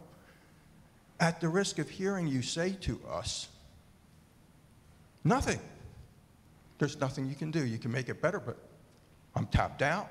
I donate to lots of other places. This is it. And that then leads to, how do we grow as a congregation? How do we reach out? Our marketing budget is $500. Okay, we started anew in a marketing direction about 3 years ago. We built a strategic marketing plan. We struggled mightily and ultimately successfully to redo the website built around the concept of appealing to searchers and trying to educate them if they came to us. But other things fell apart. We had people work on social media, lead it, do it, but left us. Rob is still here to give technical support. Martha Capo is still here to contribute. And Jim Wharton has now laid upon us a wonderful possibility with his new ideas to move forward, which we will see on the 14th, and I would encourage you to want to see that. And Kelly has already talked to me about some things we could do to try to find out how to do marketing better. Bill Dahl's been on the committee, but we don't have the membership. We don't have the labor, and we don't have the money. So we ask that when you bring ideas, you either bring ideas we can do without money, or you come with great ideas and how to get the money, which is not easy given we already have got to take at least $30,000, $40,000 out of our general fund. The money's just not there. So we're undercapitalized as a business, and we have to struggle in our way to move forward in that. So I only ask you to understand the realities of what we have. Come on the 14th, as Chris encourages, but please, he and his team, which intervened mightily well here recently, please come not just with ideas, but how to do it, how to fund it. Otherwise, we're just adding to our list of fabulous ideas. Thank you.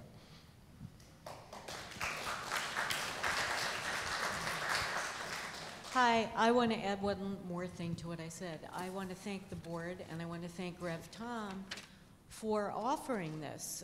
The solution is to work together with our Reverend and not just divorce. I think this is a really good step, and I hope we can work things out.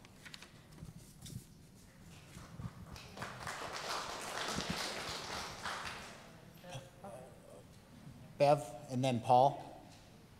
Yeah, I would like to commend the people who've worked in the area of social justice, the people who are walking the talk that we talk about here in our values at DUUC, excuse me, in our beloved community. The Social Justice Committee has done wonderful things, and when I was on the board, and that was in the pillar that I was in, I got to see the reports each month from that committee, and it was a list of so many things that they have been involved in. I especially want us to thank Cheryl Clayton. I am getting older and I have that problem. I know Cheryl Clayton well and couldn't think of the name. Cheryl has just done an outstanding job in walking that talk in the area of social justice. And I just want to say thank you to her for doing that, and to her friends sitting by her who've gone along with this program and been so close to what Cheryl's done. Paul. Hi, I'm Paul. I've been a member here about 10 or 11 years. I have a question about inclusiveness. We're talking about inclusive, theists and humanists, and I hear a lot of times comments about we're a community of faith, or we're all spiritual seekers. And as a humanist, in case you're looking for one, and I think speaking for most of the other humanists, we are not people of faith in a traditional sense. So can that language be made more inclusive somehow? Can I speak to that? Yep. And bring back the hymnals. All yours. Thank you. So, Paul, you're not the first person to say that, and I do appreciate your reminding me to say something about that this morning. I'm really trying to work on that. One of the things that, for instance, that you'll know is when we do the joys and concerns, it says, I say something like your faith community. I'm changing that. I'm changing it to your beloved community. I think that fits better for who we are. And I'm going to try to keep those kind of things in mind this year. It doesn't take anything away from what happens up here, but it brings people in. So I'm going to try to keep that in mind in everything that I do this year. Yes, yeah, and there are, I'm looking at all of those things, the call to worship.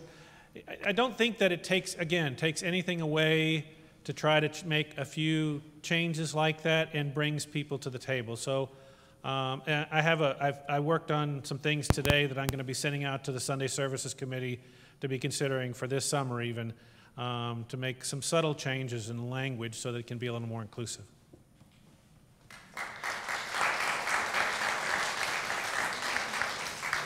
Hi, I'm Deb Connett, and I'm listening to everything. And one of the things,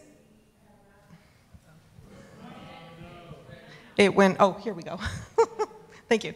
I haven't heard anything about like congregational life and what Mary does and visitor relations. And to be honest with you, that's kind of the core of keeping members. Not only do we have to get members in here, we have to keep who we have.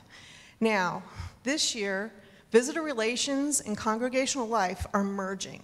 We, Mary, Law, Tom, Chalkley, and I have taken a webinar where there's this continuum. The person that first looks on the website to that person that becomes a good leader, it's supposed to be all one continuum, and by bringing those two committees together, we want to relook at how a person's part of this community. Are they just new? Do they come in the door? We forget about them. How do we get that person from coming in the door, staying for a couple times, and then, you know, they're the green tag, and how do we get them to be a white tag?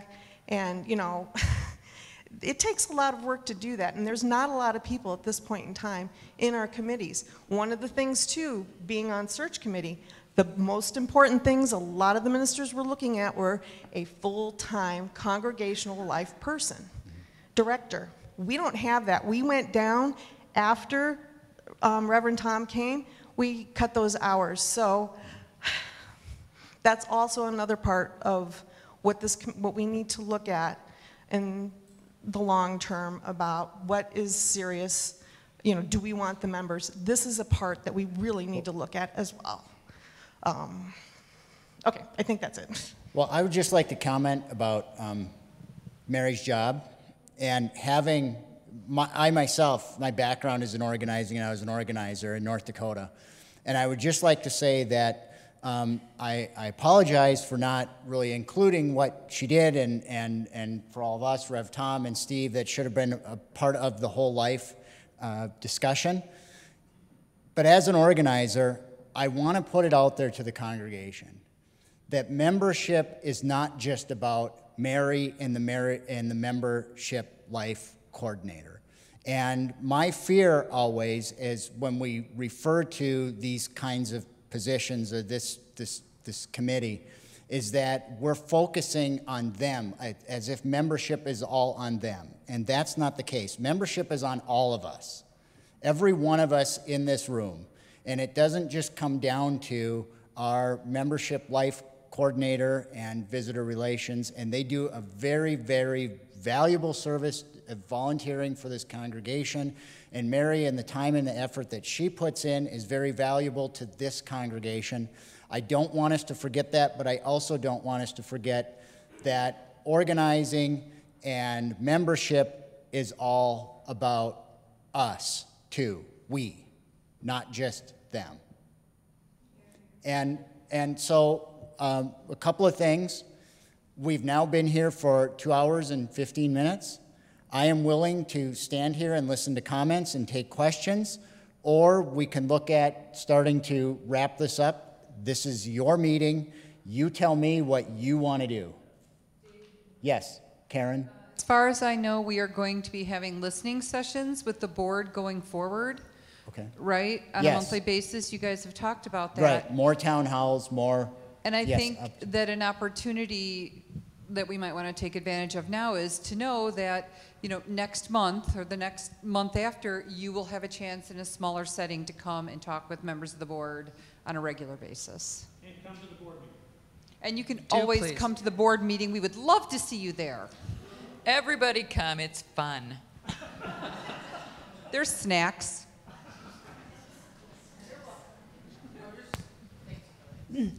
Okay, one of the things about executive summaries is you often have exemplary quotes.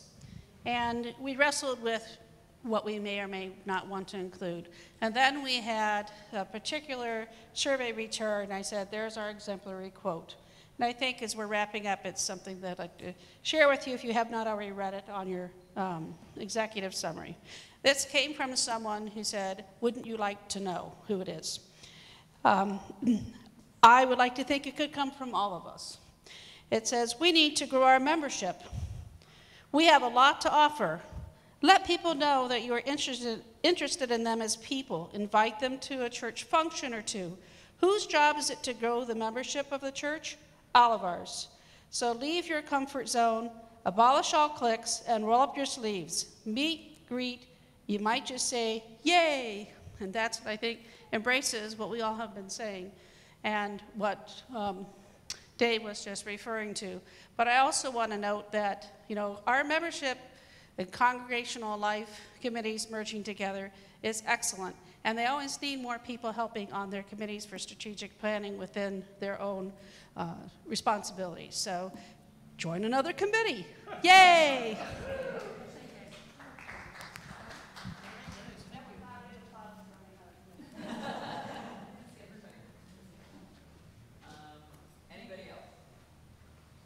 Beautiful.